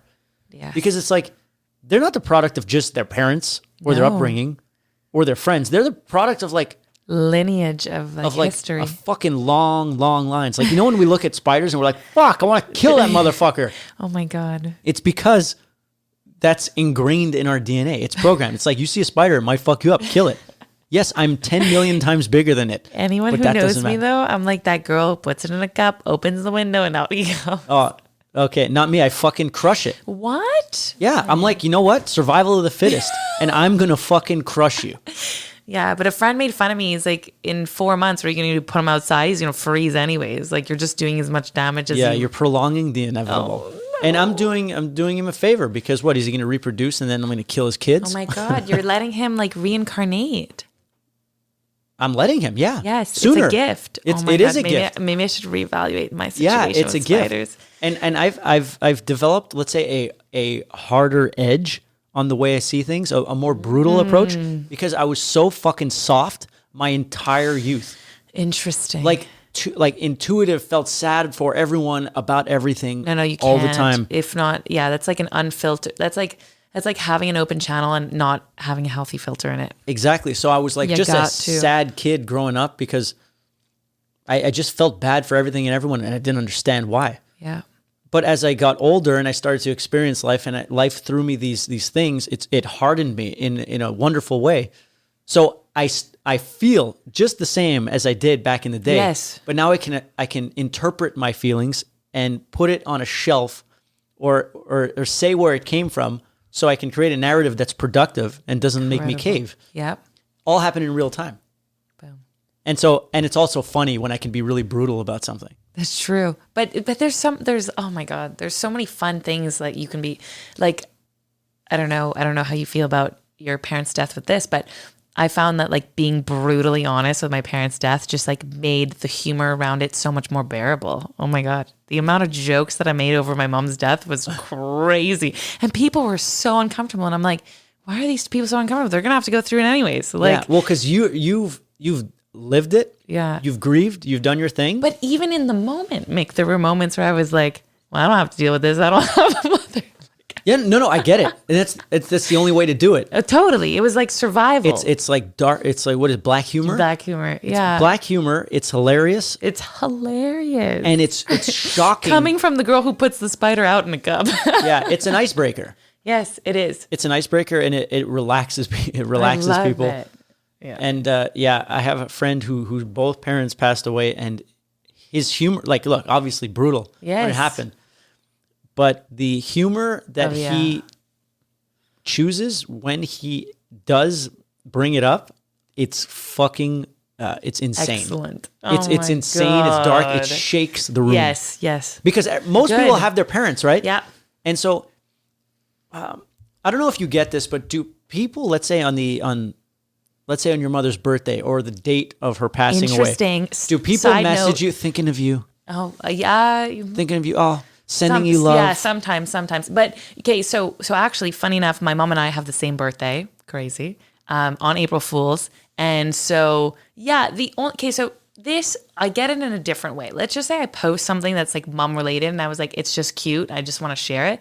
Then people are like, oh my God, thinking of you. And I was like, that's so not what I was posting it for, but thank you. Like, super appreciated everything. It was kind of like, this is cheesy and cute and I just want to share it. I'm not looking for the sappy, oh my God. The compassion. Yeah. I'm just kind of looking like, oh, awesome. My God, makes me think of her. Whatever. Don't care. Like, nothing more than that. But yeah. But it's interesting that you have the same birthday. Yes, we do. That's so cool. And I was not supposed to be born on that day at all. I was supposed to be born C-section 2 weeks before. So there's a big, there's kind of like this big narrative in my life of like rewriting my story over and over again. And I think I've done it from birth, literally. I was So were you not C-section? Not C-section. Born, I was like, the day of the C-section, they took one last ultrasound. I was already turning. So the doctor was like, okay, let's be patient. It was like the mid-90s. So like the doctors hadn't seen that very often. It was an innocent time. It was right in the middle of the funk. And so, so basically what ended up happening was I was born natural birth on my mom's birthday. And my mom didn't even realize. So as soon as I was born, like probably that afternoon, my dad looked at my mom and was like, well, we should celebrate the birthday and do dinner. And my mom was like, are you sick? Like, I just gave birth. Like, and it's not her birthday. Like her first birthday will be her birthday. And he's like, no, it's your birthday. And my mom was like, whoa, like this is crazy. Yeah. So I kind of, it was just an interesting. I love that. And I love the idea also that I've created the narrative for myself that my dad is alive in my genes. Ooh. Like I'm carrying his genes. Oh, like I am him. God. Oh my God. I so relate to you. You know what I mean? Like I am my dad. Yes. I think we're so similar I'm to a software update version of my dad. Oh my God. And I'm moving forward. So he's in me. Like as I get older, I know I make these faces. Yes. And oh my God. And people will stop and be like, that was exactly like your father. Yeah. And I almost feel the way he feels in certain. Yes. My God. Things I'm like, oh, like when you used to give me this look, I have this feeling and this look interacting with a similar situation. Oh my God. I can't even believe we're having this conversation. I've never talked to someone about this. Yes. But totally. the fact that you're born on the same day as your mom is like even more of like, you are your mom. Yes. 100%. Software update. Totally. 100%. And you're just carrying it on. She passed the baton. Yes. And then it's like you took it, like I took her, added a few Middle Eastern spices, and that was it. Exactly. That was it. It was like, yeah. What nationality was she? So my mom is French-Canadian, and Franco-Ontarienne. Yeah. Franco-Ontarienne. Yeah. Those are always a fun breed. Yeah, they're a special group. Yeah. And they're very, very proud. Yeah, proud Franco-Ontariens. They're like, like they want to be recognized for their history, for their beings, for their. Hey, they're proud. They are proud. And then you got some Middle Eastern spice. Yes, Middle Eastern spice. My dad's hummus. Yes, total. Lots of hummus, lots of tabbouleh, fattoush, everything. My dad's a Southern Lebanese. Yeah. Southern Lebanese. Yes. Okay. Yes. So what's the difference between Northern Lebanese versus Southern in a non-racist way? Because every time someone's from a region, they're like, "Oh, fuck those guys." Good question. I honestly wouldn't be able to tell you, but I know that both of my families, my paternal grandfather and paternal grandmother, are from the South, and to the point where even though my dad grew up in Beirut, when my grandfather was ill, he got my grandmother a house in the South so she could be closer to the place where she grew up. So yeah. Okay. Yeah, and our paternal grandfather's ancestral home is still in the South. It's a place that means a lot to me. More tanned skin? Yeah. Well, actually, we're from a Lebanese tribe that's actually got paler skin, dark features. So we're not very dark. My brother looks far more Lebanese than I do, but okay. Yeah. All right. Especially with the Movember mustache. It's Oh. very interesting. What shape did he go with? He went just with the just I don't know how. Like handlebars? No hand. My dad loves his handlebars. Every few years he goes for handlebars. I'm like, Dad, you look like your a dad biker. gets handlebars and with like true biker handlebars. Like biker handlebars. It was something A he did Lebanese after guy my with mom. biker handlebars? Brutal. Well, don't forget, my dad also, I didn't tell you, but my dad grew up in the in San Francisco for like about 7 years, like California, San Jose. So he's got a little California vibe to him in some weird Wow. way. I know. How old was he when he lived there? He was in his late teens, early 20s. Oh, that's a formative time. Yes. That's high impact time. Yes. Yeah, right in the Bay Area. Very interesting. Yes. I know. My parents are like quite a bizarre bunch, but they're great. Yeah. I have a kind of similar, Yeah, you've got a mix too. like French Canadian mom I love that. who's got Southern Italy in her. The South again comes around. Yeah. And my dad was born in Montreal, but of Greek parents. Incredible. So I've got this Mediterranean Vibe going. vibe with some French Canadian wild fucking stuff. Incredible. And my dad used to spend his summers in California. Interesting. Yeah, in California. Wow. A lot of similarities in the story. Yeah. And then I spent my early life until 15 years old, every summer and spring break, pretty much in Arizona. Oh my God. It's on the list. Yeah. It's a must. And I just realized, for some reason, I love, I call it Tarantino vibes, like guitar sounds that are Yes. like Western kind of guitar sounds. Like Okay. wow, wow, wow, wow. Yes. Like the theme song at the beginning. Boom, Yeah. boom, boom, boom, boom, boom. It's got this like Southern flair, and I put that in all my music, and I never questioned why I do it. I just think it sounds awesome. Like it's a mix of like Yes. surf and Western, and I'm like, fuck, maybe it's the Arizona that I downloaded Oh my God. for the first so 15 possible. years of my life. You And know? the vibrational frequencies there are apparently unreal. Oh yeah, there's a lot of wild Like, stuff. Yeah, yeah. So cool. My brother was when he was like 5 years old, he was always scared of UFOs Ooh. because I was obsessed with like the I love them. X-Files and Yes. UFOs, and I had books. And Yeah. I was like so into it. And the UFO, it was a thing there. There were sightings all the time. All the time. The Phoenix Lights. I think like 10,000 people. Don't quote me on it, but it's like Yes. something like that. Saw these massive lights just flying over like in V formation, and that's when we lived there. So my little bro was always like, now he's like obsessed with it too. In the moment, he's like, what is happening? Yeah, what is this? They take me every Sunday. Don't let them take me, brother. Okay, so let's talk past lives Ooh, yes. Juicy. because we never really spoke about it. Yeah. Other Okay, than you saying past life, I don't know. You don't know anything more about it. All I Okay. do is add my bro science. You know, I say like, well, Yes. the memories in our genes, and those are our past lives, right? Yeah. Or what is it? I did. Wow me. I think that there is some to do with genes, but there's still some that's unexplainable by science for now. But for now, who knows? We don't know. We're going to discover more. Well, just a note on science. Yes. Science is the documentation of what we understand about the universe till now. Till now. So like science was up to date in 1920. Yes. With the calculations that we have available to us in this moment. Yeah, like in 1920 it was up to date. Yes. But there are things discovered in 1930 that maybe prove things wrong Disprove. Yeah. or not really disprove, but open up more windows, like parallel Software universe. upgrade. Yeah. Because and every generation is doing that. So in 100 years, science will be in a place Oh my where God. the people today who are like, that's woo woo. In Yeah. 100 years, they'll be like, Oh no, no, but no, this is this. Blah, no, blah. it's quantum entanglement. That's what it is. You know? Yes. I say it because it sounds cool, and that's how I see that we're all connected. Totally. Am I even using the word properly? Probably not. Does it sound fucking sweet? So talk to me about past lives. So past lives. Oh my God. So I have quite a history of past lives. I had memories of my past lives from my whole childhood. And I used to tell my dad all these stories, and he's like, it's crazy. You used to tell me these stories that are impossible that have happened in this lifetime. And my dad's like an industrial engineer. So everything's a 1 + 1 = 2. And my mom, on the other hand, was super spiritual, didn't talk much about it, but was a big believer in this stuff. And she was kind of worried that it would it would be a little too unsettling for my dad. So we didn't talk about it too much when he was around. But So interesting. I've had many memories in past lives in Spain, World War II, brothels, all kinds of places. Yeah, insane. And in my childhood, I'd have like these super clear memories where I would meet someone and I'm like, I feel like I lived this experience with this person, but it's impossible that it's lived in this lifetime. And I was like, either I have the craziest creativity and imagination, which is already a fact, or like this is possible.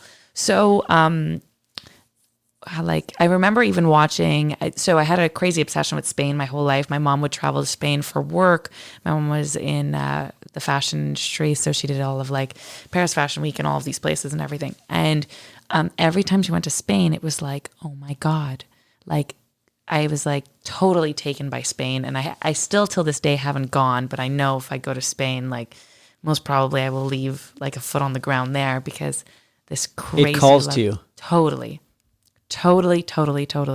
And yeah, so I had memories from past lives and I had like confirmations throughout my life. So I remember watching Pearl Harbor, the movie, when I was like a young kid, and I remember sobbing and watching the movie, and I was telling my mom like, I was in Hawaii, and my mom was like, don't say this too loud so your father can hear. And she's like, this is crazy. And I'd have all of these little glimpses of my past lives, and I would tell my mom, and my mom was like, I hear you, I understand, I believe you, but like you can't tell people this, like they're gonna lock you up. So all these crazy experiences, and then later on throughout my life, and I when I took my Reiki certification, they were like, oh, you should do a past life regression therapy. And I was like, oh my God. Actually, small glimpse of the story earlier, in high school, I had the guidance counselor was like, you should read the book, Many Lives, Many Masters. And when I read that book, I was like, yep, I get it. It totally makes sense. And it's about Dr. Weiss. He's a psychiatrist and had a patient. He was using hypnotherapy. And one day, like one of his patients, she was suffering from extreme phobias, like crazy phobia of water, different other forms of phobia and stuff.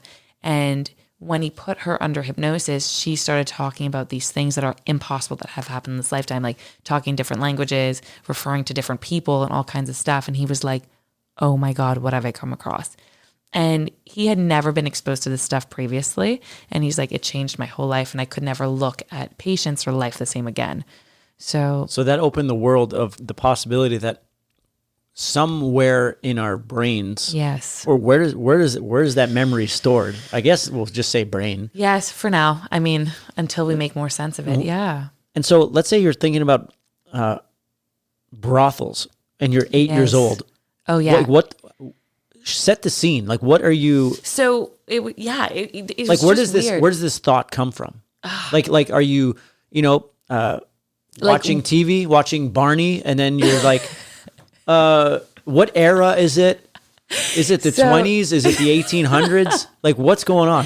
So little things like it was funny. Like when I was young, I was looking at. Like, I don't know, and it was crazy because it's a very controversial topic, like in the sense where I was super young and I remember looking at the sex industry and I was very disappointed. I was like, they've ruined it. That was the first thought that kept coming to mind. I was like, they've ruined the sex industry. And I was like, how dare they? Like, and how old were you? And I was like, probably like 8 or 9. And this is like they've ruined the sex industry. Yes. You're like, it used to be better. Yes. Well, I feel like not even like it used to be better. Like there was more of an art to it. Like there was like, I don't know. I don't even know how to explain it. It's so funny we're even having this conversation. But basically, yeah, I was like very like. Well, I chose brothel over Pearl Harbor. I know. I want to keep it light. You know what I mean? Well, no, I'm curious. Yeah. Like, so also like I'd be in like I don't know. So you'd have an opinion about it. Yes, and not rather all than of a it. vivid image. No, I do have vivid images. Yes, do have vivid images. And yeah, there was. It was funny because I was so young. I was like 8 or 9 years old, and I saw. Like, and I wasn't really that exposed to sex, like in the sense where my parents really didn't talk about it much. Like my mom's quite shy of a person. And so it's not like it was and you're 8. Yeah. And I was young. Like, yeah. But I mean, like even until I was like 15, like we never really talked. Some people it's like, oh, our parents talk about sex over the dinner table. Like it was never the case in our house. And so it was really interesting. But I remember having these feelings towards sex that weren't like a craving of wanting to have sex or anything, but it was kind of like from an analytical business perspective. And I was like, why do I feel the way I feel about this industry? And for so long, I was like, this doesn't make sense. And then eventually I was like having either memories of things of like, and it's not even memories of having sex. It was more of memories of like, of either women I worked with or the clients or something like that. And I was like, this is really interesting. And then I was coming across people in my life where I'm like, I feel like that person was part of that lifetime. Not even like they were a client, but they were either involved with the business somehow or something. And I was like, wow, this is, I can't believe this is happening on the podcast. But yeah, basically that's kind of like the crazy story with the brothel memories over past lives. But there's been tons of them. I've had past lives of being an artist. I've had past lives of being in Egypt, for sure. Shamanism, 100%. Being a medicinal woman. I know that I was a doctor in a past life because this is another crazy kind of fact about my life. I've predicted death 7 times in my life. And it's something that comes really easily to me. And when my grandmother was passing away, I remember intuitively holding her stomach with my left hand. And I was like, she's sick. Her organs are swelling. Like her body's basically shutting down. Like her time's coming up. And I was like, and I kept getting vivid, clear memories of a past life of being a doctor. And I was a male doctor at that time. Yeah, I can, most of the memories of past lives, I can tell you if I was a male or a female, about how old I was. That's so wild. Yeah, it's really funky.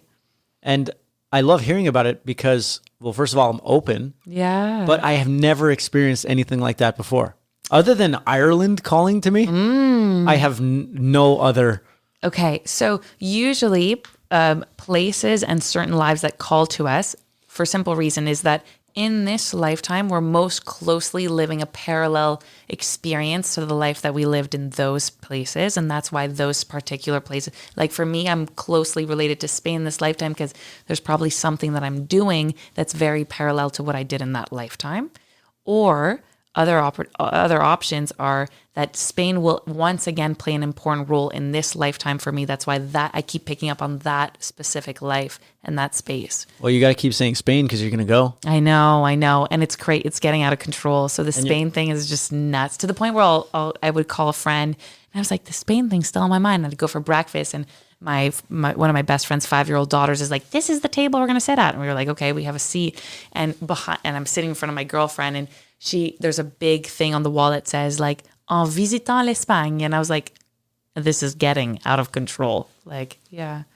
Is it a reincarnation thing? Like, is that where it stems from? It's like, oh, you're recycled. You're coming back into a new vessel to learn new things. I think so. And is it right? Because is that where the memory is in our soul or in our spirit or whatever it is? Because that's the only way it makes sense to me. Yeah. Other than the genetics, right? Yes. Like, because genetic. So we carry memories through our genes. That's been proven by science. That's been more recently proven by science. But in certain books, like there's an amazing book called La Cache Humaine, written by Monica Moriani, that is unreal. But it's a very advanced book. So if you're not really into the spiritual stuff, like maybe pause on it for now. And it's crazy, like to the point where your diet and nutrition would have to do with your past lives. Like, why would an entire family and lineage be able to eat meat and potatoes and digest it magically, and this one kid that's born into the like 4th generation or whatever can't handle any of it? And it's like, okay, it doesn't make sense. So she has this theory where it's like it has to do with this person's past lives. Anyways, this crazy thing. That's wild stuff. Yeah, deep. I know. I love it though, because I know anything, it's juicy. That's why I throw it all in the 5th dimension, because the 5th dimension is everything that we don't understand. Yeah. And we don't know much of what's going on. Yeah. Right? I think even science confirms that, like, we don't know 98%. Totally. Or 99. No. It's absolutely. Like, so there's so much to discover. Totally. And I love that, because it's like we're going to discover so many amazing things. 100%. It's also like these talents, like these innate talents, like how there are so many times someone picks something up and they're like, fuck, I feel like I've done this before. That's usually a trigger from a past life. Or like you say something, you're like, I don't know how I know this. Like usually memories from past life. Yeah. like maybe your innate ability to have profound wisdom as a child Yeah. is Something. as an indicator. Yes. And it's the same with me. I've had this kind of old vibe. Yes. You probably even look at your old pictures from childhood and you'll see even that you almost like look like an old person in a young person's body. I've never looked at it like that. Oh but- my God. There's one picture that I've done that with and I'm like, oh my God, it's crazy. It's kind of creepy. A little So you bit. see like these old soul eyes? Yeah. And it's like you look like, I'll show you the picture after. It's crazy. Okay. Yeah. But it's a very interesting thing to see where we get our innate talents or ability, because Oh my everyone God. has everyone has their thing. Yeah. Finding it is The whole other thing. It's staying open, and it's not like the thing is, it's not supposed to. If you're looking for logic and something to make sense on paper, like you're looking in the wrong place. Like you're not going to find it here. It's when you start to be open that you start collecting all these clues, and you're like, oh my God, like it creates this beautiful map of like all of these things that you can tap into. Like I know that my love for dance and flamenco and everything, that's for sure from Spain. Like it's unbelievable. It's so strong. Like I hear flamenco, like those the shoes tapping on the floor, and it's like my soul vibrates. And I'm like, what the hell? Where does this come from? And I know the art comes from Egypt. Like there's something with gold. Like I love painting. Anything that's like creating physical paintings and anything that has gold in it, I know, like I'm like, oh, it just screams Egypt for me.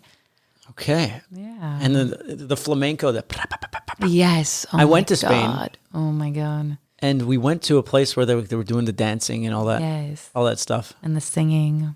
Yeah, the singing too. It's very intense. Yeah, and so I'm trying to think, like the Ireland thing. I love to be in Yes. pubs, even though like I don't really drink all that much. When I do too The much. energy. Yeah. You know, but I sing like I sing. I want to sing. I play songs that always will do well in pubs because Oh they're my like God. relatable, talky, singy, kind of folky songs. Yes. Yeah, I put a space sheen on them, but at the root of it, they're just It's the software update. they're just acoustic Yes. folk songs, and I just love that spirit. It talks to me when I listen to Oasis, who have Irish in them. Mm-hmm. I hear that and I love it, and I feel it like in my soul. Yes. That's when you know. When something literally vibrates in you, you're like, I don't know where this feeling is coming from. It's like I'm in perfect resonance with this, Yes. and I feel it, and it's beautiful, and it's magic, and I want to go to Ireland. And if I'm going to go to Ireland, I'm going to perform there. Oh my God, that'd be huge. Of course, it would be huge. I'll fly over from Spain. Oh yeah, it's pretty close. There you go. Closer than here. Crazy. So how much have you done past life regression therapy? I honestly haven't done that much. I feel like I may have to put more content, and this sounds silly. It's almost like I need to prep the population for this, because I feel like I've been in this so deep for my whole life, and the world, I don't know if is fully ready to take a dive. Like I've done a therapy with a specific client, and we couldn't get past the veil. And I was like, no, it's almost like I need them to trust me a little bit more with this. Because some people are scared. They're scared of what they're going to find. And I'm like, your soul will never present to you something that's not ready. You're not ready for ever. So how do you prep the people? I think it's like, first of all, talking about like certain things that we've been talking about, like what are certain likes, dislikes, memories, talents, things that don't really make sense that attach to different times, things like that. Relaxing the person in the sense of like, okay, at the end of the day, it's a version of hypnotherapy. It's nothing more than that. Like in the sense of you're going into a certain trance state more than anything, not like just opening that person up. And then being really clear on what they want to get out of it. Cause like we've got hundreds of past lives. Like people that think like, oh, we've lived two or three times. Honey, like even those that think they're like, they don't believe in any of this stuff are still old souls. It's just those that believe in this stuff that are old souls are like super, super old souls. So, being intentional with like, what are we getting out of this? Like, what are you going there to understand a blockage that you're living in your present reality? Are you going in your past lives to understand your purpose and path in this lifetime? But if you don't go with a set intention, it's like you're opening up a library of like hundreds of books and pages and files, and like you might be more confused than anything. Because I know there are people out there who do believe in it, right? So Yeah. wouldn't that be like a Yes. market to tap into? Totally. So it's like maybe. But even those that believe in it, it's almost like they need a little warm up. Well, yeah, because it's a fresh concept. Yeah. It's it's definitely not that It's deep. mainstream. Yeah. Well, none of this I would say is mainstream. But No. it's gaining popularity. More people want to know. More people want Well, to people are discover curious. themselves. Yes. The more people have like kind of shut off the outside stimulus and world, the more people are like, there's like some stuff in here that I kind of want to explore. Like I did some kind of like mild hypnotherapy thing, Okay. but I really couldn't tap in. Yeah. It's almost like, It wasn't really a trust thing. Maybe it was a distrust in my ability to do it. it's possible, very possible. Because I want to know as much as possible. I want to know everything. Yeah. One of the ways visually, if you feel like you're not diving deep, literally, like one of the best ways to do it is when you're going into a session, like picture yourself diving into the ocean. Like have that visual right before walking in, where you're like going in full trust into whatever experience you're being presented. It does help, definitely. Sounds silly, but Have you done it with someone else? yes. But funny enough, I was exhausted. It was after my certification, and I passed out.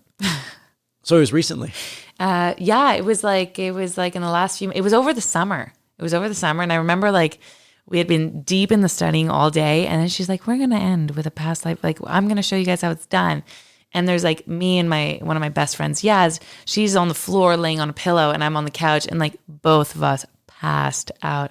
And we woke up, and she was like, "Did you feel anything?" I was like, "I felt like the beginning of it, and then I was knocked out." Then you went out. Okay. Yeah, but I feel like, you know, there's the therapy way of doing it, but then there's the conscious way of doing it, of me asking you like what, and that's where I'm like kind of torn. Maybe I should be doing almost a coaching version of it. Of Why like, wouldn't you? that would be amazing. I think that's what I'm going to Because try. maybe the framing is Yes. too much of a leap. Yes. So now I know what you mean, like the marketing of it. Yeah, totally. So if you frame it in a way where you're kind of Trojan horsing it a little bit. Because Yes. because you're It's raising just- defenses. Yes, because by people are saying, like, oh my God, like Yeah. I don't have control in that moment. Rather than saying like, let's consciously both look at let's put all the pieces of the puzzle on the table and see where they're connecting. so maybe together. it's like warming them up. That's the warm up. And you know, as my friend Rob says, greasing the groove. Literally. Right? You're greasing Yeah. the groove and you're asking them questions and they're starting to open because it's connecting synapses, Yes. you know, within their brains, and it's all happening. Powerful. Yeah, but that would be so cool. Imagine you could figure out a way to like distill that information, Yes. and then people can come out and say, "Yeah, I just went to see Dunes. I was Joan of Arc. Yeah. You know, I was Joan of Arc. Very interesting. I did Cleopatra's makeup. Yeah. No, but it's possible. Like it's so powerful. Like, yeah. And yeah, I know I have past lives in royalty, but I've also like lived like on the streets. Like there are memories from those lives. And I know because when I was a kid, I'd be in a jewelry store and I'd pick up something, and my grandma and my mom would always be like, "Why are you always pick up the most expensive thing in this place?" Like it was just like an inner knowing, like I've been around jewelry and luxury. It's just like, it's like a weird inner knowing of like, I know what this worth is, you know? You've been around this stuff. Yeah. Yeah. I have this idea that would be the coolest thing ever to me. And this is not in terms of Tell like me. reincarnation, but if there was an ability to, you know, open your genes Oh my God. We're on talking our a language. computer Yes. and being able to look at the memories, let's say they're filed, and you can be like, okay, 1886, 1734. Oh my God. And you open them up, you select them. I'm like, okay, you want to have a day in the life? Yes. Oh, juicy. Let's go remotely view 1326. Let's see what that was all about. And you're able to be transported Yeah. into this memory where you can be a Incredible. viewer and Of this. see what's going on. Oh my God.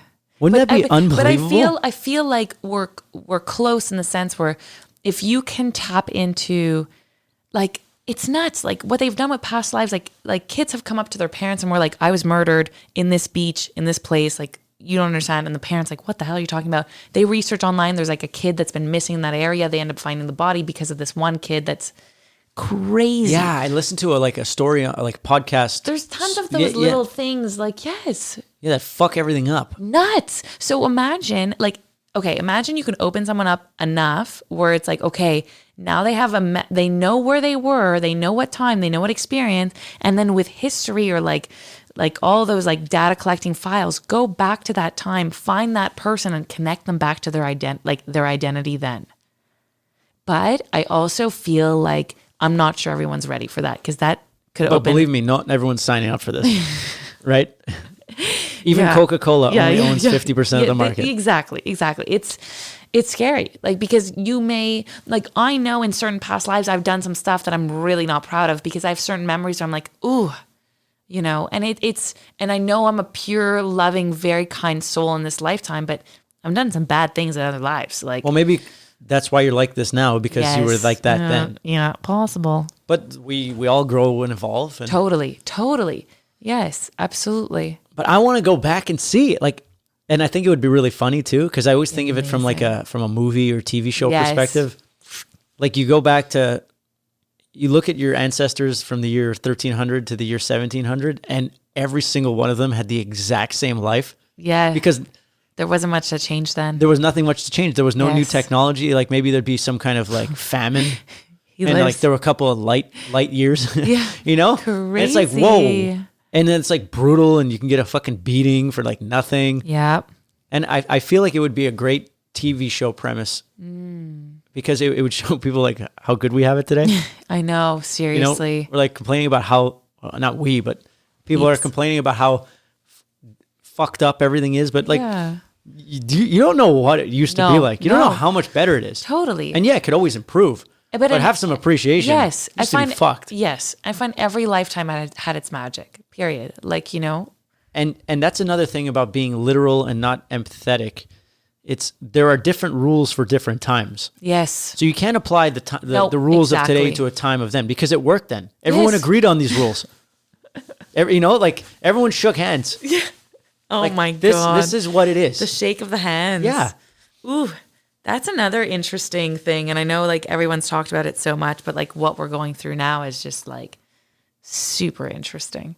Well, we're living the legendary silent war. Oh my God. The invisible. Yes. And that's what's brilliant. Like I remember like my dad telling us about living in the Civil War and like the tragedies of that. And I remember journaling one night and I'm like, I open my blinds and we are fighting a war and I open my blinds and there's nothing.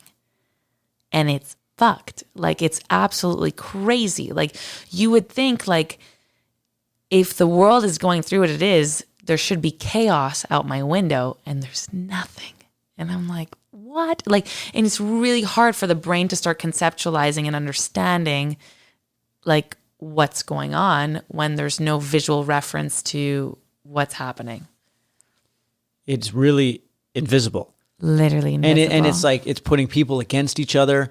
And it's is this like just is it a test for something to come? Was it an opportunity to reset things from a governmental perspective? There's a lot of questions. Because the way I see everything is in my company when I wanted to put in a new system, explaining to everyone why I wanted to do it really didn't work. Interesting. It did nothing in my favor. So my naive mind was like, I'm going to tell everyone exactly what the goals are, exactly what we need to do.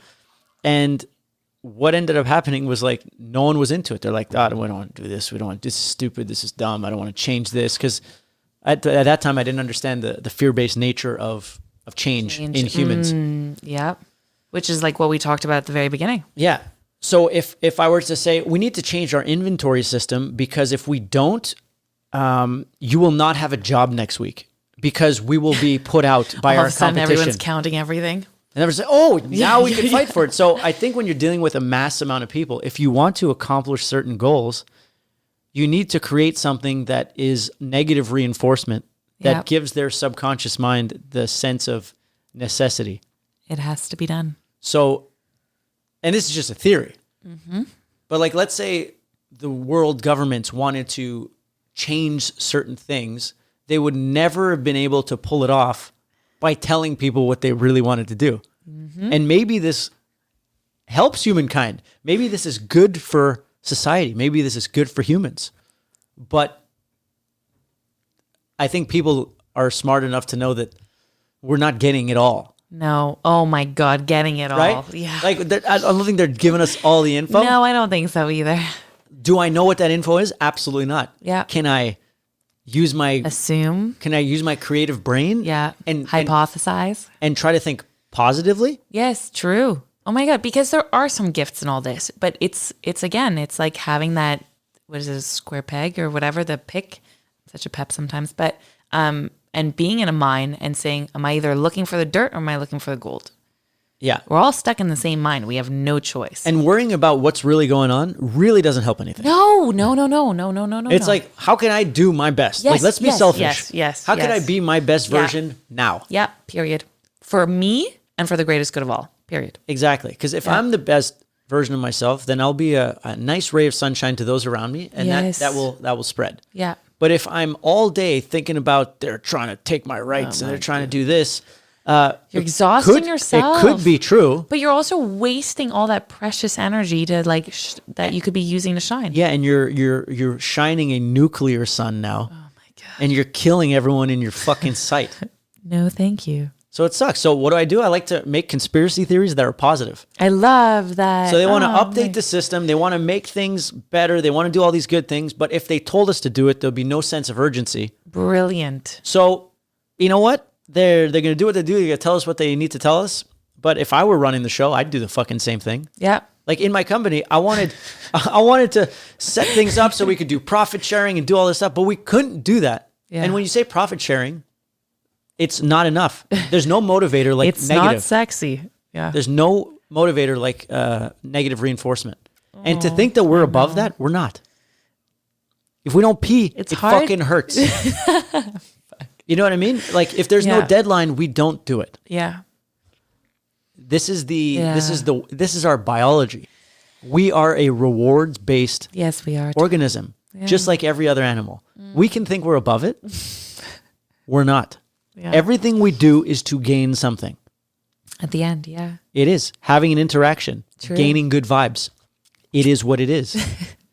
You know, I wouldn't do this if it was going to fucking rip me apart. You know, I decided to go light on him, ladies and gentlemen, today. Yeah, I'm gaining here, Yeah, true. and you're gaining. You wouldn't show am. up if I was fucking No. nothing to say, or if there wasn't a podcast or cool content coming out of it, or the ability to tell your story, and you know. Totally. So and that's not a negative thing. No. It's only positive. negative if you're not aware of your own self and you think that you're You high wanna and be mighty. a sass ball. Yeah, okay. Yeah. No That's time why for the that. people who virtue signal. Virtue signal. Yeah, so Tell us virtue more. signaling is like when they're trying to show compassion for all kinds of people, and they're just like they're just trying to show people that they're really good, and so everything they say is to like give themselves an angle of how good I am. Yeah, no, hives break out when that happens. And I find that a lot in the spiritual community, in the coaching community, in the art, in every community. It's brutal. It's like, oh yeah, I'm looking out for everyone else. But like they say feel it. things. Oh my God. It's like the statements is like this underlying subtle vibration where like they're saying great things, but it doesn't feel good, you know? No, it's like they read Their it. intuition They is read. like, ooh. They read it on what do you call it? Like highvibes.com, and they're like, spew this shit today.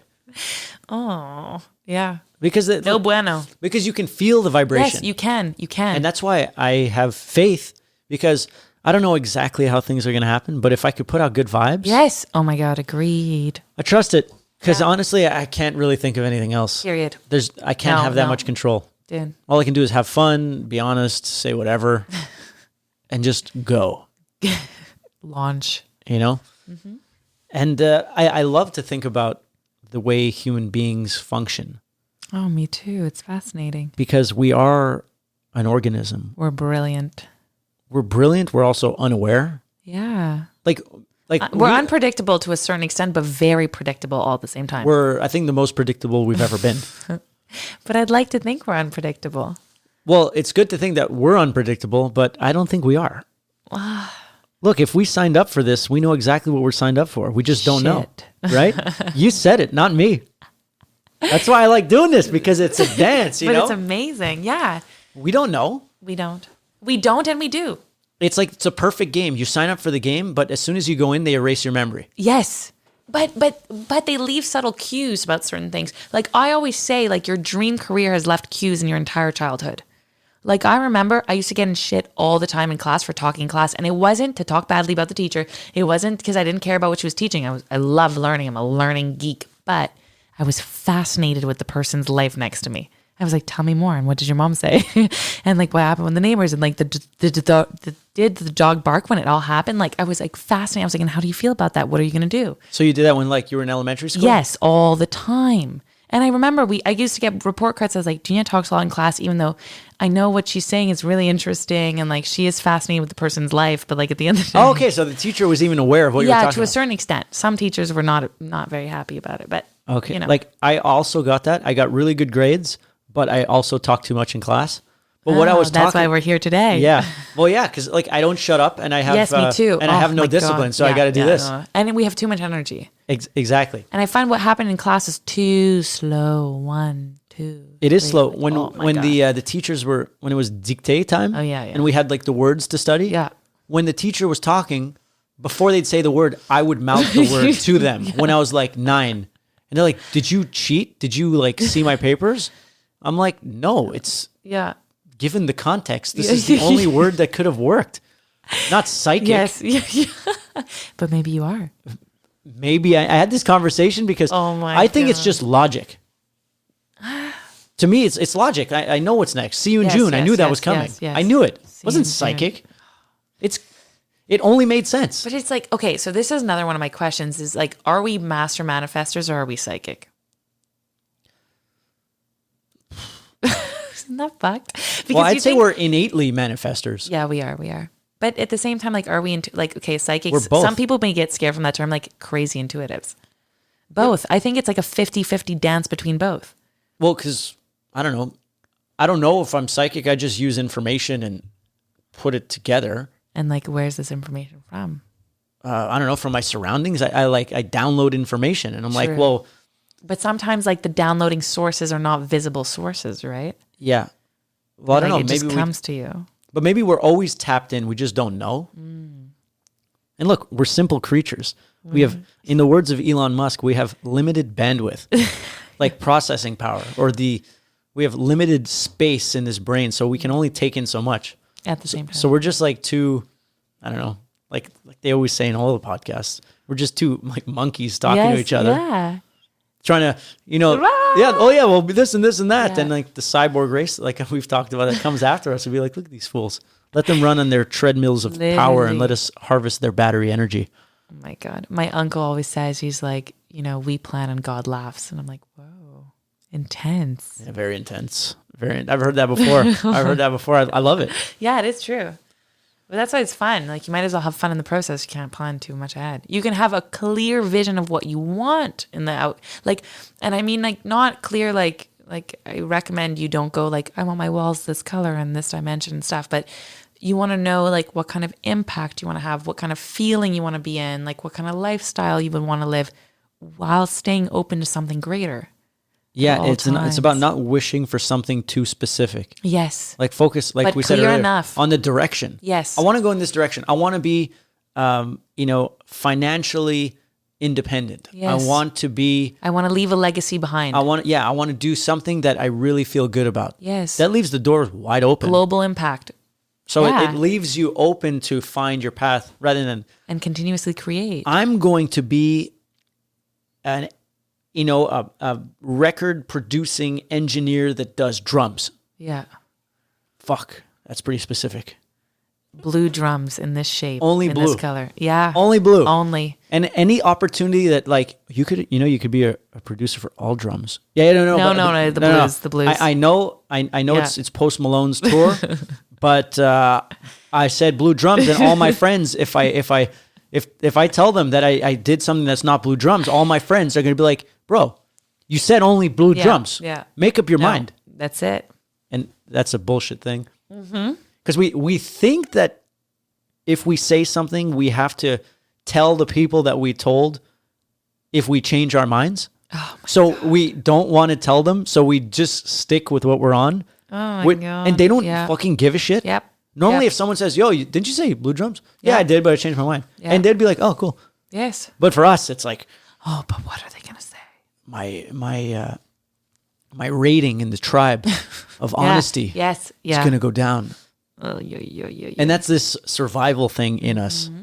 But we have to realize that our feelings or our thoughts are not our own. They're not. They're just moving through us. And we just have to decipher them. Yeah, and the more we associate to them, the more it's like it's a torturous freaking thing. It's like all of a sudden, like okay, I'm a happy person. Oh, now it's like I totally identify with it. Oh, now I'm angry. Like instead of just saying like, oof, in and out, and in and out. Like, yeah, I'm a happy, positive person, but today I'm not. So am I a liar? Am I not who I say that I am? Shit, do I call into question everything I've ever been? No, it's like, no, you're just fucking. First of all, there's so many. You stubbed your toe enough. There's so many variables that we don't know. Agreed. That you might as well just say, it's like an exercise. Create a positive out of whatever the fuck you're feeling. Oh, I love that. Love That's it. Love it. Love it. Oh, love I feel it, like love shit it, in the love morning. it. Oh, I ate too late last night. Yeah. So I'll just have a little more coffee or tea, Yeah. and I'll be fine. Cool. It's not like I get to laugh it's not like about the it. world's conspiring against me. It's just a helpful reminder that maybe I shouldn't eat so late Period. or so close to before I and go to not bed. beat ourselves up over every freaking mistake we make. We're so hard on ourselves sometimes. Yeah, I feel it, yeah. And like, are they? And I get it because I do it all the time. Yeah. Because there's like, I want to be this perfect thing that if someone was able to see every minute of my day, that I would be fine with it. On point. Yeah. On point. And the days that I did things that I wouldn't want people to know, it's like, I don't want to have those. What is that? You know? Yeah. But that's being human. That's being human. I'm pretty sure every human being does stuff and has stuff in their brain or... Yes. And your ability to laugh about it. Like it's supposed to be fun and funny. Like all of the mistakes included. Yeah. Hilarious. Period. Yeah, especially if we keep repeating them. Yeah. That's even funnier. Fuck. It's like... That's the best part. Fuck. Shit.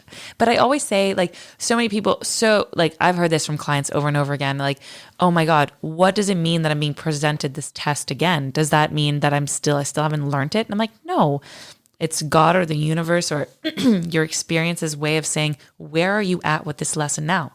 What are the upgrades and what's still left to move forward with and change and adjust? And that's it. That's all. Yeah, it's like last time it took you 30 days. This time it'll take you 22 days. Yeah. And Hey. instead of just canceling out everything, like all of a sudden we're not where we wanted to be in the way that we thought we should be. And it's like nothing that we've done exists. And it's like, oh my God, cry me a river. You're like, Yeah. no. And I have another thought about what that's obviously positive. It's let's not look at ourselves as individuals. Right? Because then there's a lot of weight on our shoulders to accomplish a lot. Oh, today, I didn't do what I was supposed to do. Yeah. But if we look at ourselves as a collective, because that's how technology or science or countries or everything, it's a combination of a whole bunch of people doing a whole bunch of things that results in a whole bunch of results. Yes. So whether you're watching TV or whether you're building a business or whether you're sleeping, everyone is contributing to the whole in some way, shape, or form. Yep. You're sleeping, okay, maybe you're saving energy. Yeah. Or you're using heating, and that heating is making sure that the grid stays strong and powerful for everyone else. If you're streaming, you're reducing internet costs Oh my for God. developing countries I to be love able to that. learn, Brilliant. I swiped way too much today. But what that swiping did was it encouraged a bunch of people that post online. It encouraged a bunch of people, but maybe I had a point, but I forgot what it was. But let's see where I can go to this. Like the swiping gave the algorithm more information that will eventually be able to help me. Ooh, what a nice way to twist it. Well, it might as well. But brilliant. Because brilliant. like, this is what's my jam. what's the alternative? Oh, Yes. I'm a fucking asshole. I have no self-control. They have more data on us. Screw it. Look, the more data, the better. Yeah. Yeah, to a certain extent. Totally different way of seeing it. And I love that. I always take the opposite side because it's popular to say, oh, Faith, yeah, losers. Yeah. They're stealing our data. Yeah. But Kate, think about it. Like when we open our screens of our phones, like I'm happy with what I see because I've tailored everything to only see what I love. So like a lot of people are like, oh yeah, they only show us what you love. And I'm like, is that the problem? I don't get it. Like I love it. Like I see like positive growth things, spiritual stuff, fun stuff, funky stuff, friends that are doing all kinds of cool stuff. All the people that are posting garbage, like they've been gone for a long time now. Yeah, unfollow them. Yeah. And it's nothing personal, 100%. If that's your thing, fucking go for it. I'll be the first one to like throw a thumbs up from the stands, but like I just won't play the game. Yeah. We have the ability to choose. We have enough power to be able to choose our inputs. Mm-hmm. Our people, our food, our this and that, and recognize that when those things deviate, they impact the way we feel. Totally. Like if I'm questioning everything I'm doing, it means, okay, what have I been inputting that has been corrupting my Zen balance, right? Yeah. Have I been staying up too late? Have I been eating too many donuts? Have I been, I don't know, working too much? Yes. And so whatever these negative thoughts or thoughts that They're just like flags, like something's not right. Yeah, What can I adjust? Yeah, it's an alert in the car. It's beep, beep, beep, beep. Yeah. You don't have your seatbelt on. It's like go to sleep early tonight. All right, sweet. Cool. Yeah. I'm down. That's what I'm going to That do. sounds like a great idea. And then if you still don't, you're like the next night it's like, now really go to bed early. Okay, sounds good. Yeah. It's to me it's binary like that. Like it's like and I find we put too much pressure. Like it can be simple. Like something goes wrong, okay. Like even like as crazy for me, like the biggest like walls I've hit literally, where I had 2 car crashes where I totaled a car or almost totaled a car, and it was like life saying like I warned you to stop enough times, you didn't listen to me, and now like you have absolutely no choice. Did I beat myself up for it? No, because at the end of the day, I'm like, it was like that was just life gifting me an opportunity to stop. Period. Yeah. And what would that accomplish? You know, like oh my God, beating yourself up. Oh, like okay, More car crashes. Yes, totally. And if you want to have a fit, scream, dance, all of that, do it. But like, do it hard and then move on with your day. Period. There's other things to like laugh, giggle, and dance about. Yeah. Totally. That's what it is. And it's like, just set up your days or your weeks where you can be involved with like fun, good people and do things that you like to do. And for the most part, like whatever hunger there may be to deviate from your plans or your idea of yourself, the more you're getting from your ecosystem, the more fulfilled you are, the easier it is to go to sleep early, the easier it is to not eat chips at night. And chips. And taking and not dwelling on those things that happen to us. Yeah. Ain't nobody got time for that. Because they happen for us, not to us. Yes, totally agree. 100%. 100,000,000%. Yeah. I always said like my mom's death was probably one of the most beautiful experiences of my life.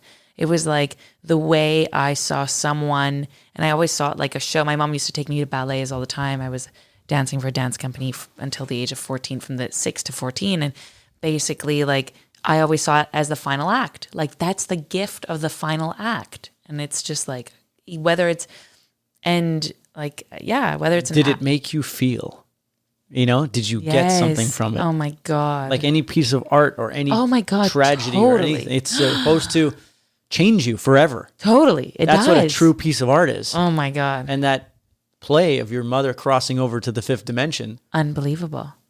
Allowed your wisdom, your youthful wisdom to increase by 25 years. Oh, 100%. In one event. Yep. I feel the same exact way with my dad passing away. I learned like so many life skills. An extreme upgrade, instant. Yeah, and you gotta. It's a lot to take in, but if it happens, it means you're ready for it. Yes. Oh my God. You're ready. You know. Yeah. And went from being just a rock and roll party guy, sales guy to, well, that still, but with responsibility. Yes. 'Cause I never really had responsibility before. There was no responsibility. Yeah. And then all of a sudden you have all the responsibility. And wisdom and appreciation. Well, there's no wisdom yet. No, at that moment. Yeah. There is wisdom and there will be more wisdom to come. Yes. But at that moment, no. There was no fucking wisdom. There was just like survival. Oh, interesting. It was like, well, this is a fucking new mission now. Oh, it's true. You had your experience much faster than I did. Mine was like a slow, lengthy process. Well, you were still in your teens, That's true.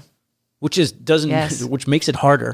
Well, yeah, I guess so. Just different time. But I was and like, yeah, it was just a different variables. Yes, different. Yes, It's like when it happened to me, it was like, okay, there's this company, and there's 100 employees, and there's the family livelihood that rests on this. Yep. And now you and your little brother are the chosen ones to carry this forward. Yes. Oh my God. Huge. And if you fuck it up, everyone loses.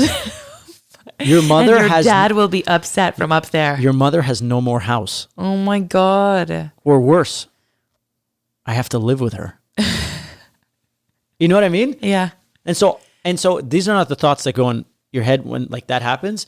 It's just like, all right, Let's do this. Let's fucking rip. Yeah. Grip it Yes, and rip it. Yes. Because I think there's no more space for bullshit after that. No, because your goals are like, your goals, your Yes. purpose. And make like- this happen. And like life's just like when you're faced with death, it's like everything gets called into question. It's like, is this in or is this out? Like it's like a huge filter throughout it's like you pass a comb through your life and like all the knots like out. I don't know how to explain it to it. That's what it is. But when it first happened, for the first 6 months, I was like, I had turned off the music. I was really just in like downloading mode.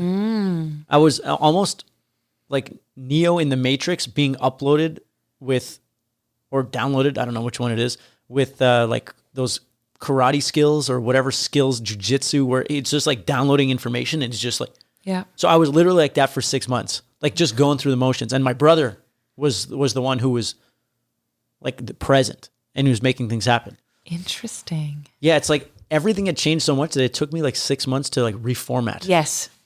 I agree. And then once I reformatted, it was like game over, time to rock. But it was definitely an interesting. That was truly time travel. Yes. That was going from like a 25-year-old to a 50-year-old in like. Yes. Instant. And all my friends were 50-year-olds, 50 plus. All the people that I did business with, all the people I hung out with and drank with were all older than me.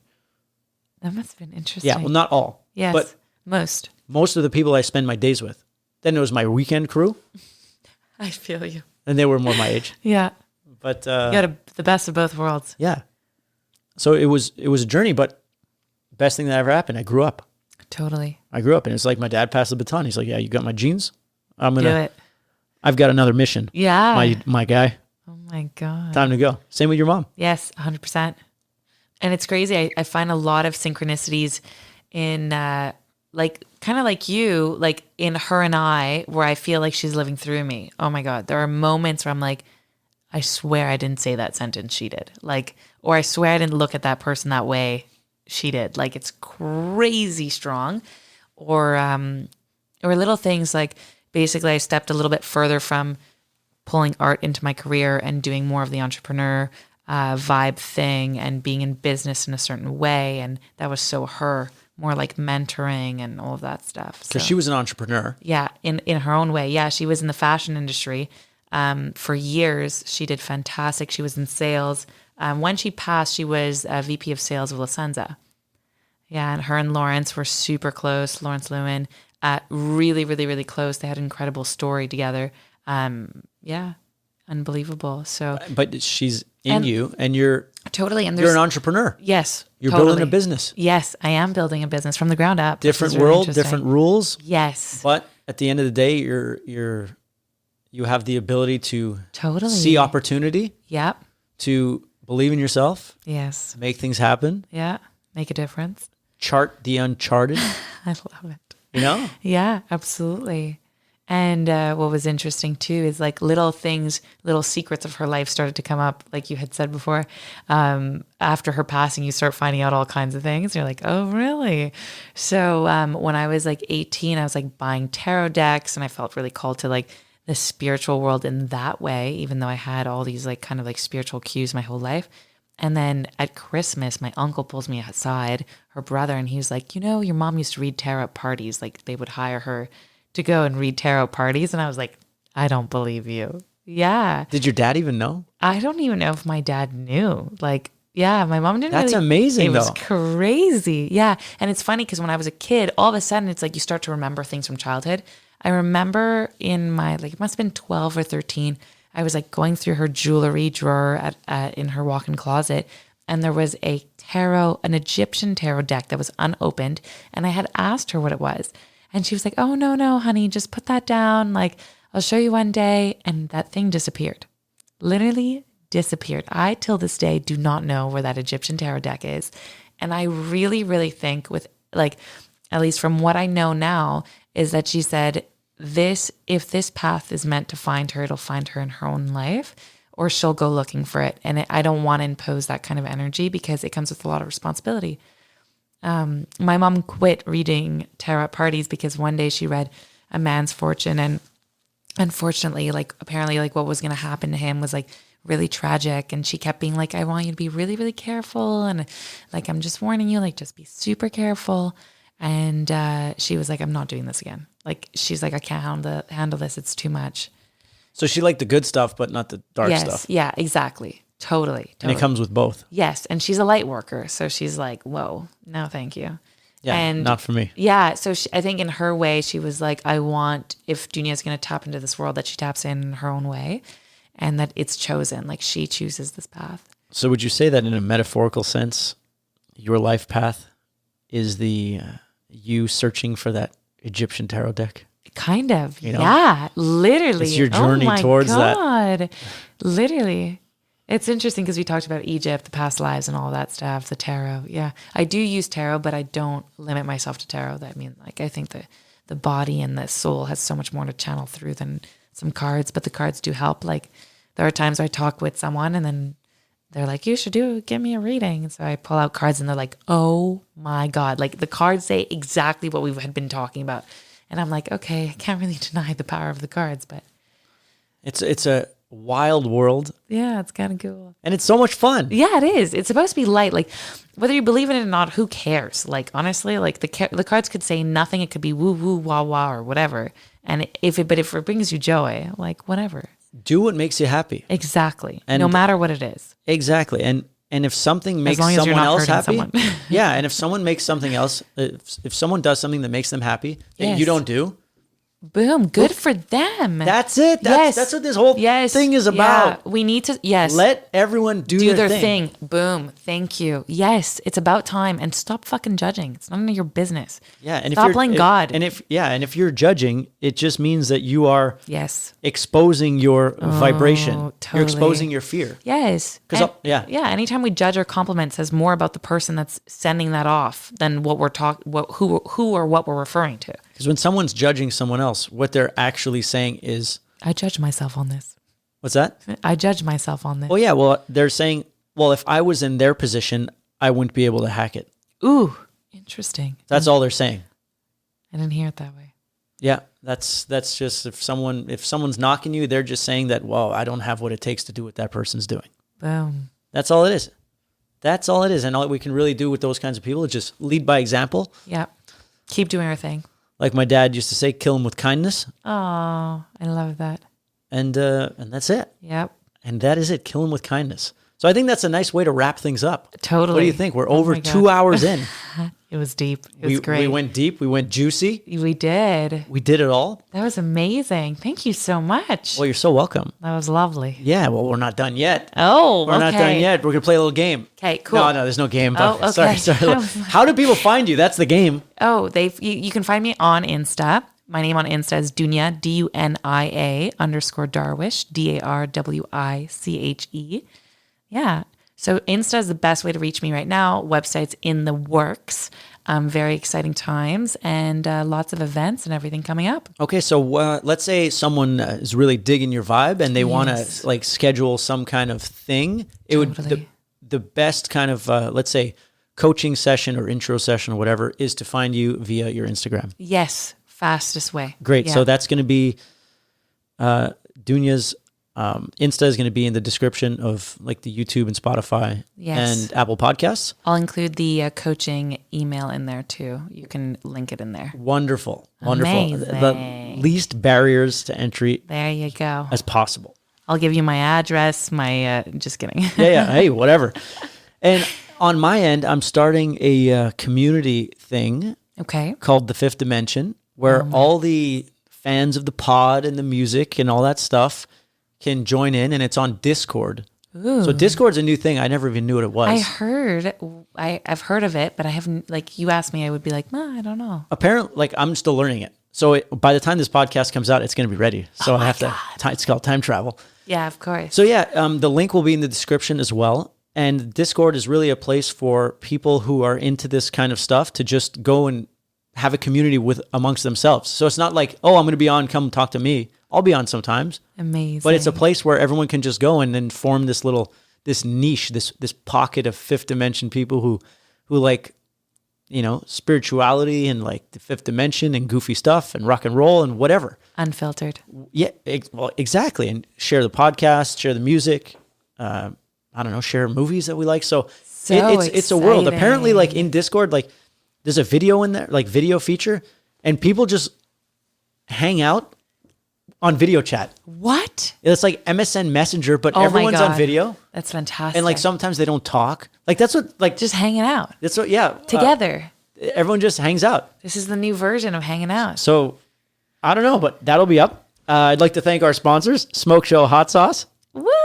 Promo code MISCHO if you want 15% off. It's delicious. I have some in every household. Very nice. Dunia has multiple homes. So it's Smoke Show Sauce, promo code MISCHO. Zadie's Smoked Salmon, MISCHO 15, to get you that sweet salmon if you're in the Montreal area. But by the time you hear this, maybe it'll be in the galaxy. And those are my friends' companies. So They're delicious. and I've had them both on, and they're lovely people. And other than that, my name is MISCHO. Thank you for listening to the Fifth Dimension podcast here, the MISCHO podcast. If you could leave a review and a rating on the podcast, it would help get it out to more people in this galaxy. And that would be amazing. And if you do so and screenshot it and send it to me, I will send you a birthday card. That's just how we roll. I will send you a birthday card. Amazing. Yep. It's going to be amazing. Definitely know what I'm doing when I'm getting home. There we go. All right, fellow time travelers, members of the Galactic Federation. Thank you, Dunes, for hanging out. My absolute pleasure. And have yourselves a good one. See you later.